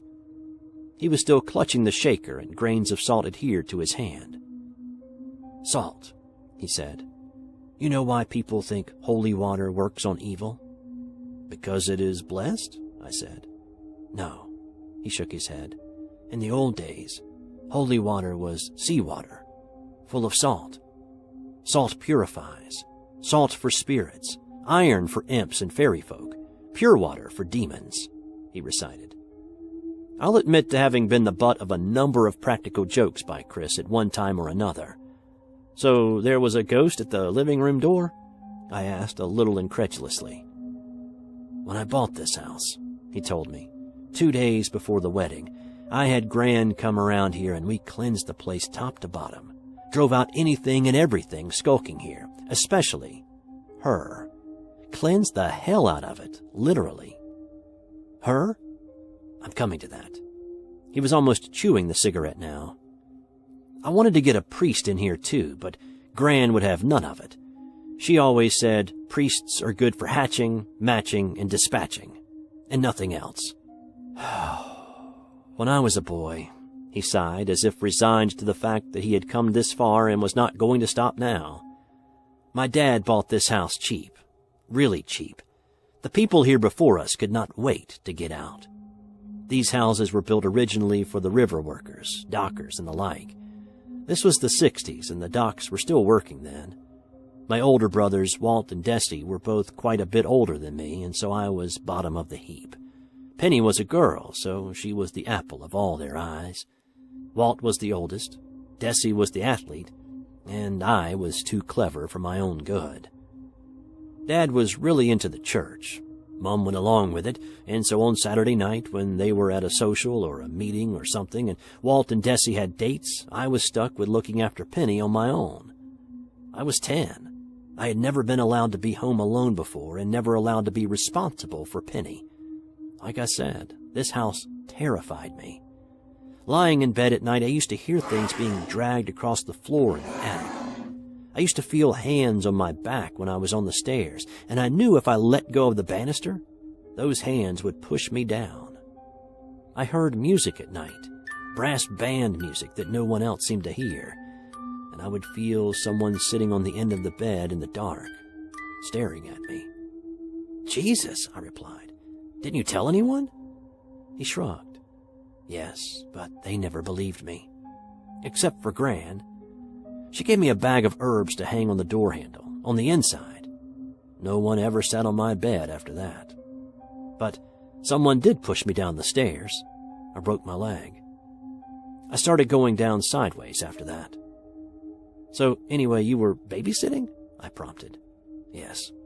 Mum told me that if there was any trouble, to go next door and get Mrs. Walker, but only if it was an emergency. It all started when it got dark." He paused to light up another cigarette. "We had a coal fire in those days. Everyone did. But before my mom and dad went out, Dad damped down the coal ash, and I was under no circumstances to try and relight it. Penny was already in bed and asleep, and I was allowed to listen to the wireless until 7, then I had to go to bed too." He stopped and looked into the fireplace where the new electric fire now stood in front of a sheet of formica that blocked up the chimney. It was cold. I remember that. I was listening to a repeat of The Goon Show or Round the Horn or something, but it kept getting colder. It wasn't winter, it was autumn, but it was freezing. I began to see my breath in the air. As if to punctuate this, he blew out a long jet of smoke. The radio was over there where the dining chair is now. The front room and dining room were separate then. It just got colder and colder, and then without warning, the radio just went off. That scared me. I could only think, they're going to think I broke it. I'll get my hide tanned for this, for sure. I got blamed for most things. Walt and Desi always blamed me, and Penny could do no wrong. So I turned the radio off and decided to pretend I'd never touched it.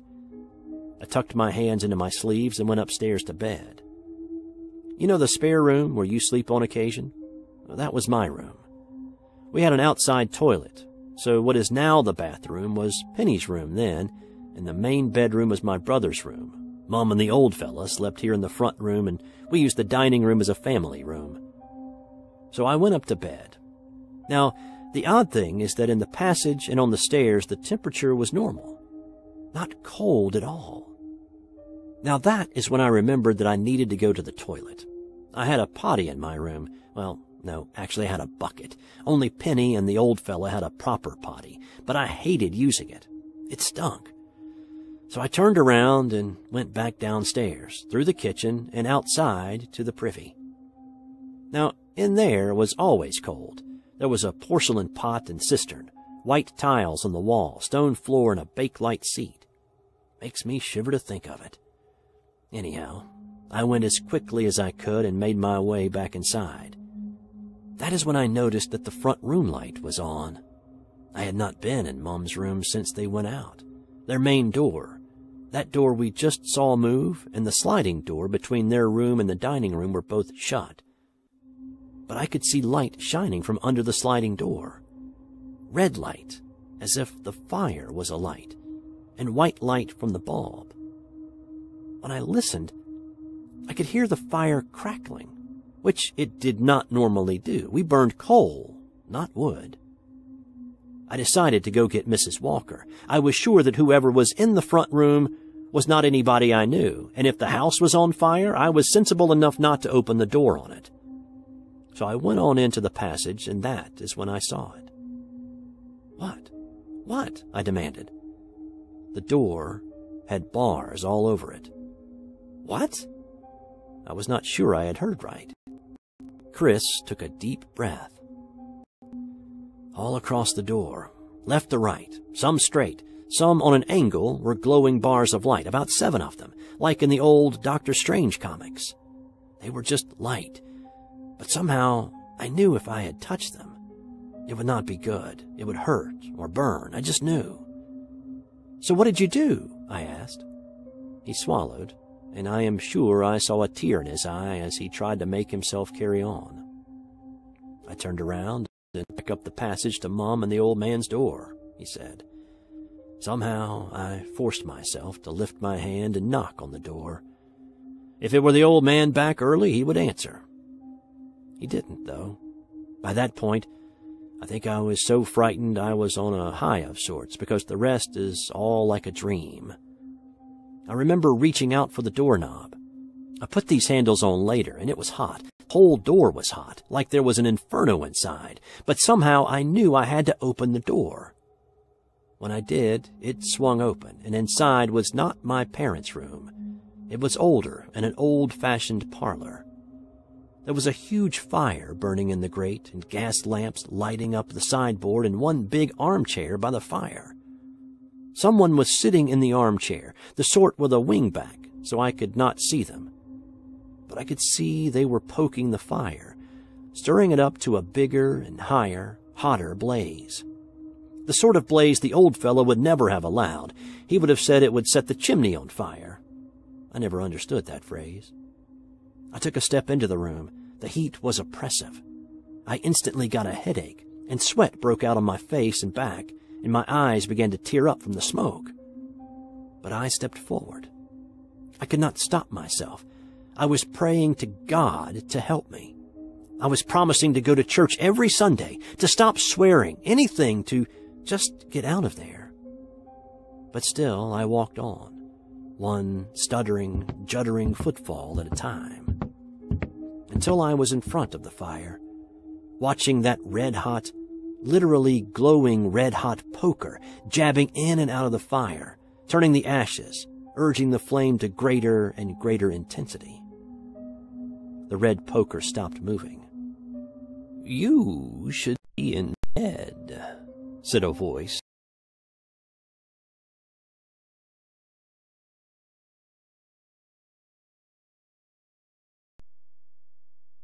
Like crunching ash in my ears, a voice that might once have been female, but which was rendered soot-ridden and raspy. "Want to?" cackled the voice. "You can leave the girl with me." That broke the trance, the idea of leaving Penny with this hideous thing repulsed and repelled me more than any fear for my own safety. I turned and glared at it. I don't know what I expected, but it was not this. The thing in the armchair poking the fire viciously was dressed in a floor-length black woolen turn-of-the-century style Salvation Army uniform that covered all but the tips of her pointed black boots and buttoned so tightly at the wrists and neck that her hands and throat were purple with strain. The ensemble came complete with one of those black straw woven bonnets, trimmed in red with a funereal bow on the side that hid her face from me in its depths. She turned her head to look at me, and there in the pit of the arch of her bonnet was framed a white, gaunt face. Pure white and hatchet-shaped, colorless but for the red slit of a mouth and the two gaping black chasms where her eyes should have been. Then it smiled. The thin, grotesque gash that served as lips for the creature pulled back over black and brown, putrefied teeth. She spoke again, more a command this time than a proposition. "You leave her with me."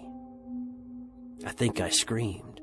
I know I ran out into the hall. The bars were gone from the door, and I was grasping to grab the handle when it opened from the outside. I crashed straight into my mom, screaming and gibbering. I remember my dad yelling at me, and then the smell, that unique smell of burning carpet as the old man screamed something about me being a dangerous little fool, and then screaming in pain as he tried to pick up the still glowing hot poker off the passage floor and dropping it again as it burned his hand. The scorch mark is still on the hall carpet. I don't know if you've ever noticed it. I admitted that I did, but had never paid much attention. The old man beat me black and blue that night, he finished, all the time yelling that I was supposed to be the clever one. So how come I did not know not to play with fire? Of course, when they checked, the grate was cold, the ashes undisturbed. So how did the poker get red hot? He didn't care to pursue that line of questioning, but I swore I would get even with this woman, this thing, this whatever it was. They shouldn't think that they will ever get me out of this damned house, or that they can ever come back in it again themselves.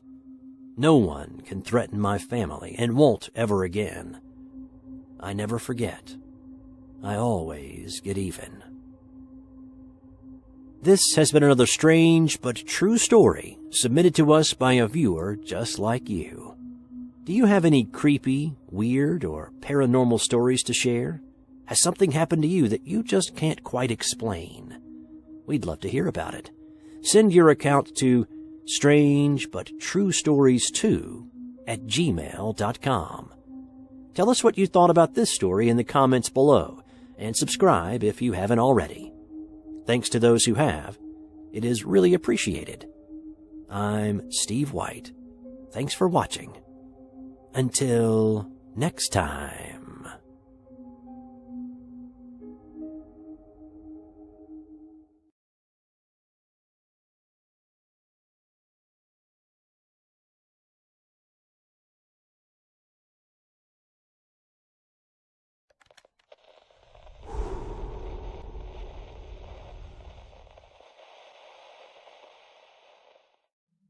Strange, yet true stories. Tales from the light side, the dark side, and the other side. I'm Steve White. Angels among us. Since the beginning of time, people have claimed to have been saved or rescued by divine beings. Some call these beings spirit guides, protective spirits, or angels. Whatever you call them, they seem to be real and ready to assist you when you need them the most. Here are 6 true submitted stories that will have you grateful that someone or something has your back. 1. When I was 12 years old, I saw my first angels. In November, we had light snowfall in the country. I had been at a school function and was dropped off at the main road, which was only 5/8 of a mile or so from my home. The night was one of those wonderful moonlit nights, and I felt calm and glad to have such a beautiful walk. Although some people had cabins near us, no one lived year-round along the road but my family. There was a curve in the road along which trees were so thick and tall that even in summer it lay in shade. Because it was dark, it was the only part that I disliked. As I neared the dark curve in the road, I heard the loud crashing of a huge animal pounding its way toward me. Remembering that safety from attack lay in utter stillness, I stopped walking. Whatever it was stopped too. Motionless, we both waited. I began to pray to God to save me from the horror of being ripped apart alive. I must have prayed for several minutes when I became aware of identical male angels hovering on either side of me, about shoulder height. They were a bit smaller than life-size, or rather were more my size, yet they were definitely adults with short brown hair, large white wings, and long white robes. After 10 minutes or so, I was becoming chilled, and the soft snow that was gently falling was beginning to pile up on my shoulders. I knew I soon had to continue on home. Finally, I could stand still no longer and told God I had to walk on now. At that exact moment, a loud crashing announced that animal had crossed over the road and was heading into the woods away from me.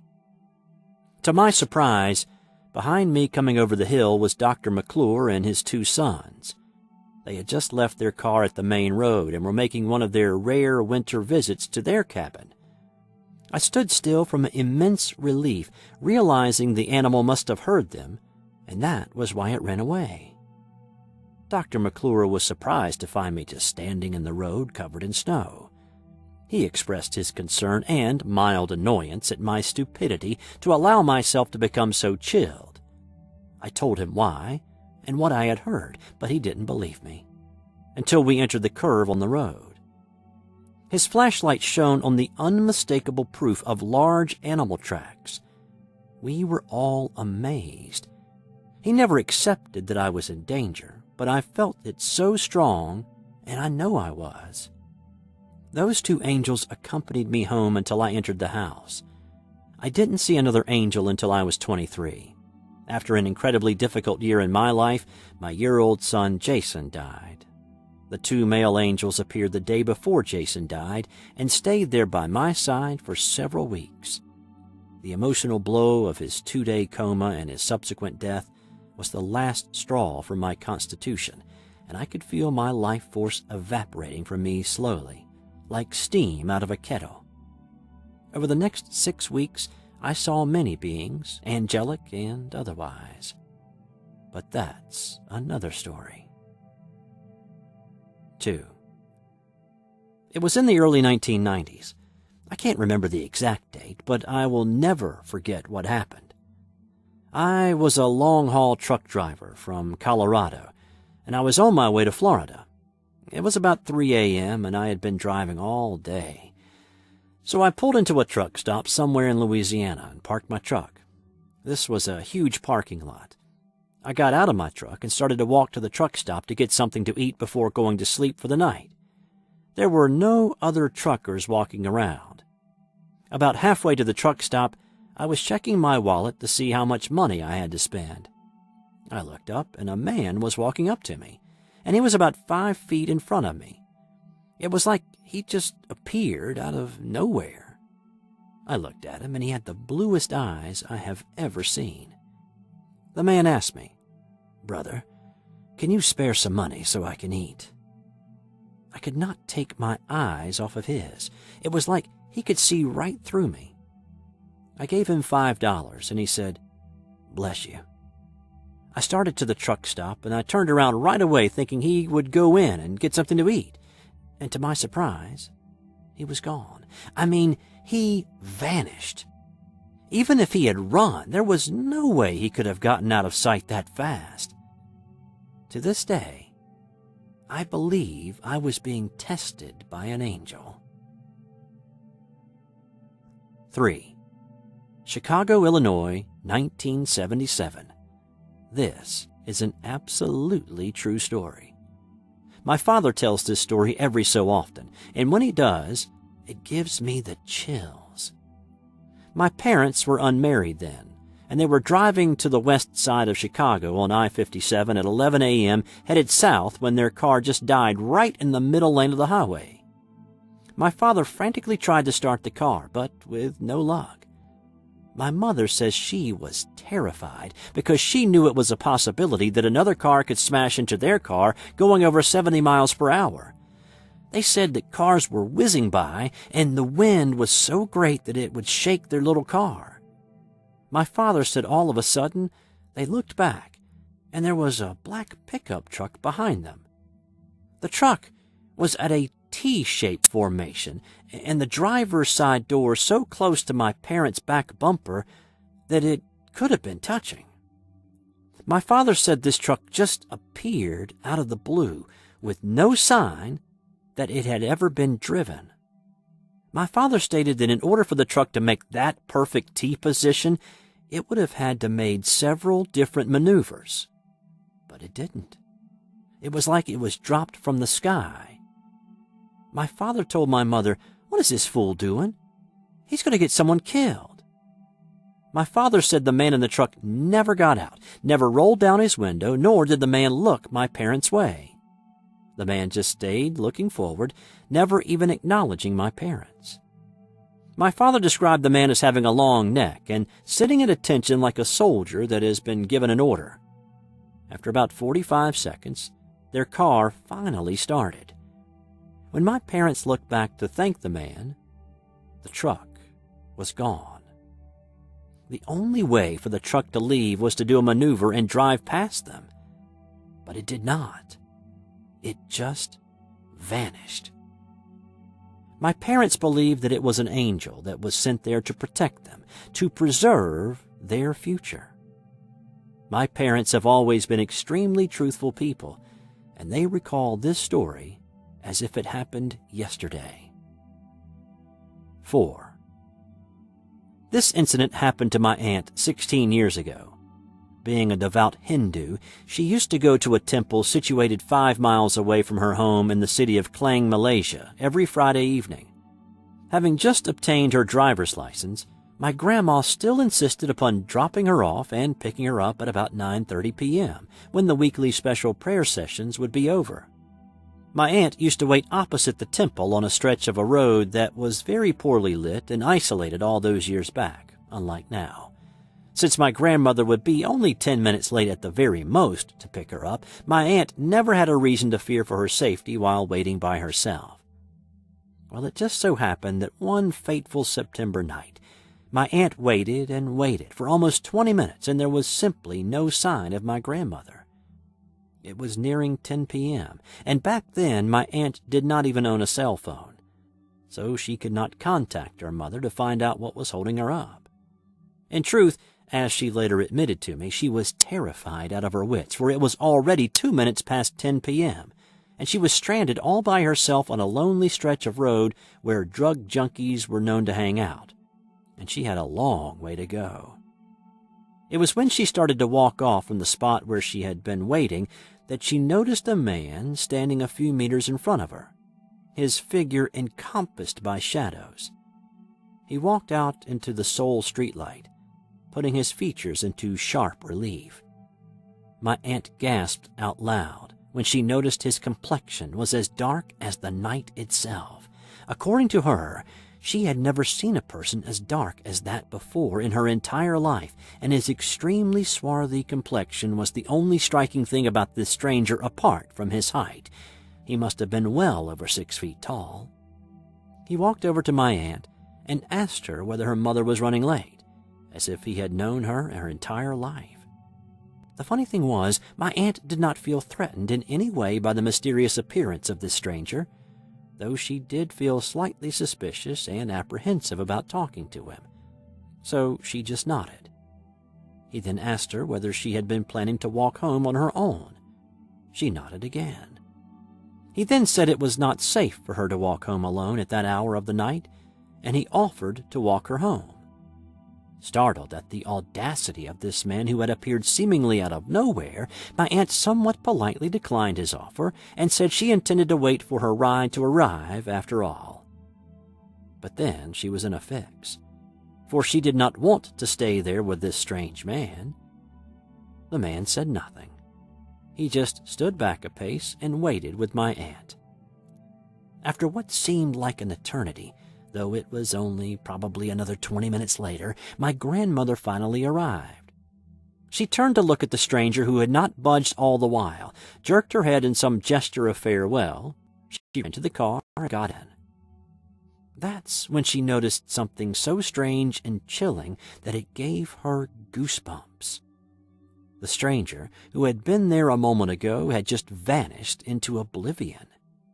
And the thing is that there was no way he could have left in such a brief lapse of time. In fact, in a split second. He was definitely nowhere down or up the road, and there were no trees of any kind or foliage on that particular road to hide him from view. Needless to say, my aunt was dumbfounded and shaken to the core, but she kept her silence and did not mention the stranger and his vanishing act to my grandma. But that was not all. When my aunt finally related the incident to my grandma a couple of days later, she told my aunt that she had not seen any tall, dark stranger standing next to my aunt when she had stopped the car in front of my aunt on that night, though my aunt knew for a fact that he was standing right next to her. In retrospect, all we could come up with to explain the inexplicable appearance and disappearance of the man is that he must have been her guardian angel, and he was there to save her from whatever harm that might have otherwise befallen my beloved aunt. 5. My first child was born 4 months after my mother died. I was married in my hometown in Texas and started a family immediately. I began to notice my husband was very stable.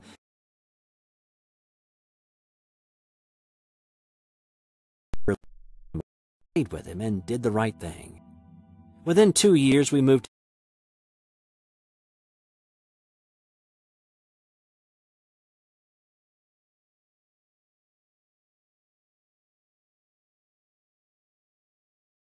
from one rundown rental to another, depending on the church for many things we needed.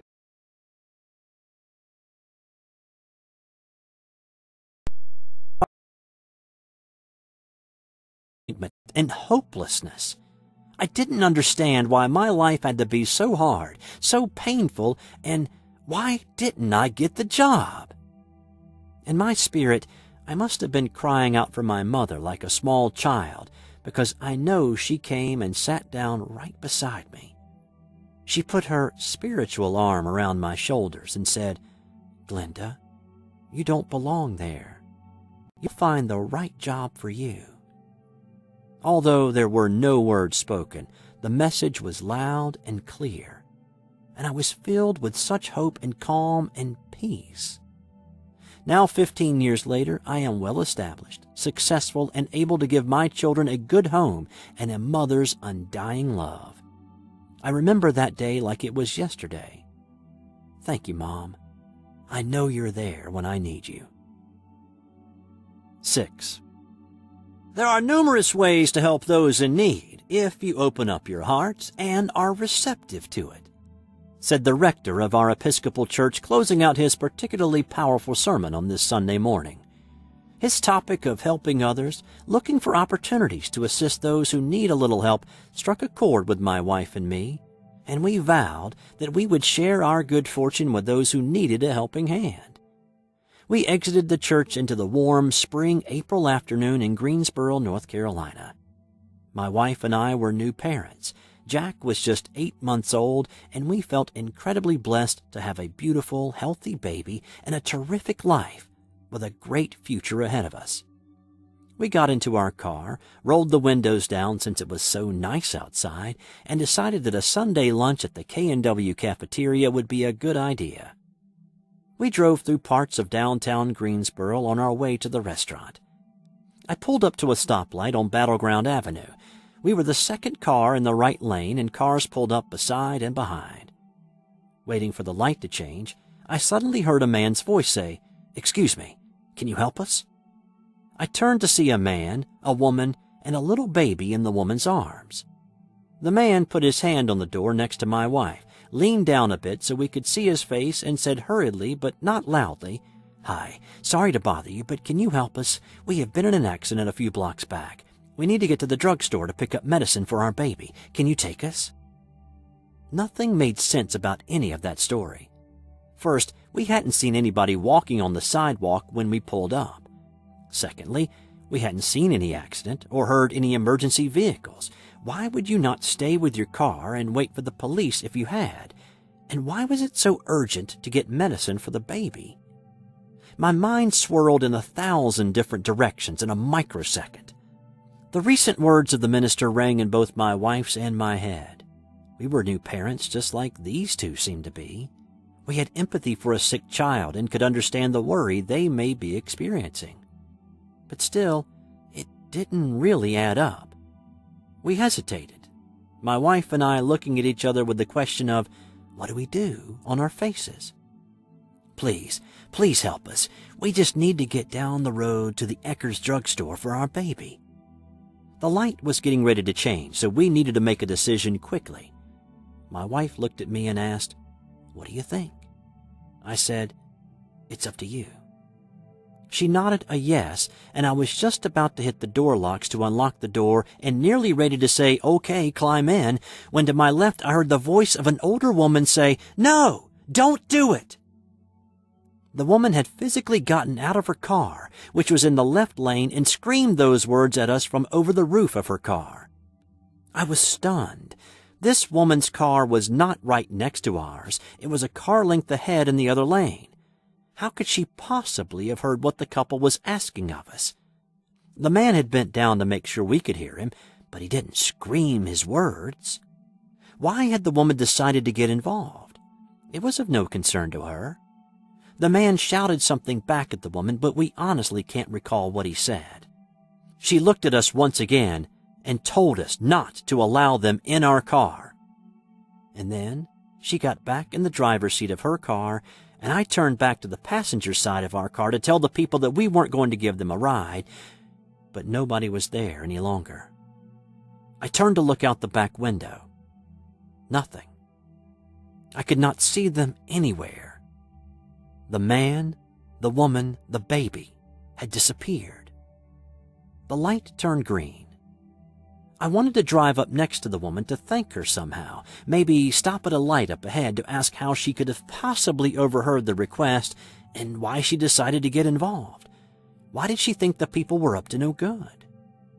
But she drove away rapidly. I kept her in my sights, but traffic around me wouldn't let me speed up to allow me to catch her. Most older people don't drive the way she did either. She soon drove out of our sight, and we never saw her again.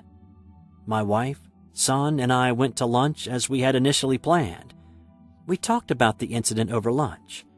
We were shaken, thinking about what might have been. Upon reflection, their story made even less sense, and we kicked ourselves for even considering letting them in our car with our 8-month-old in the back. It made us shiver at the what if. We talked about the details over and over and could not come to any logical conclusion about what transpired at the stoplight. The only thing we could think of that made any sense to us was that we had been protected by an angel. Hi, I'm Steve White, and this last story is my own.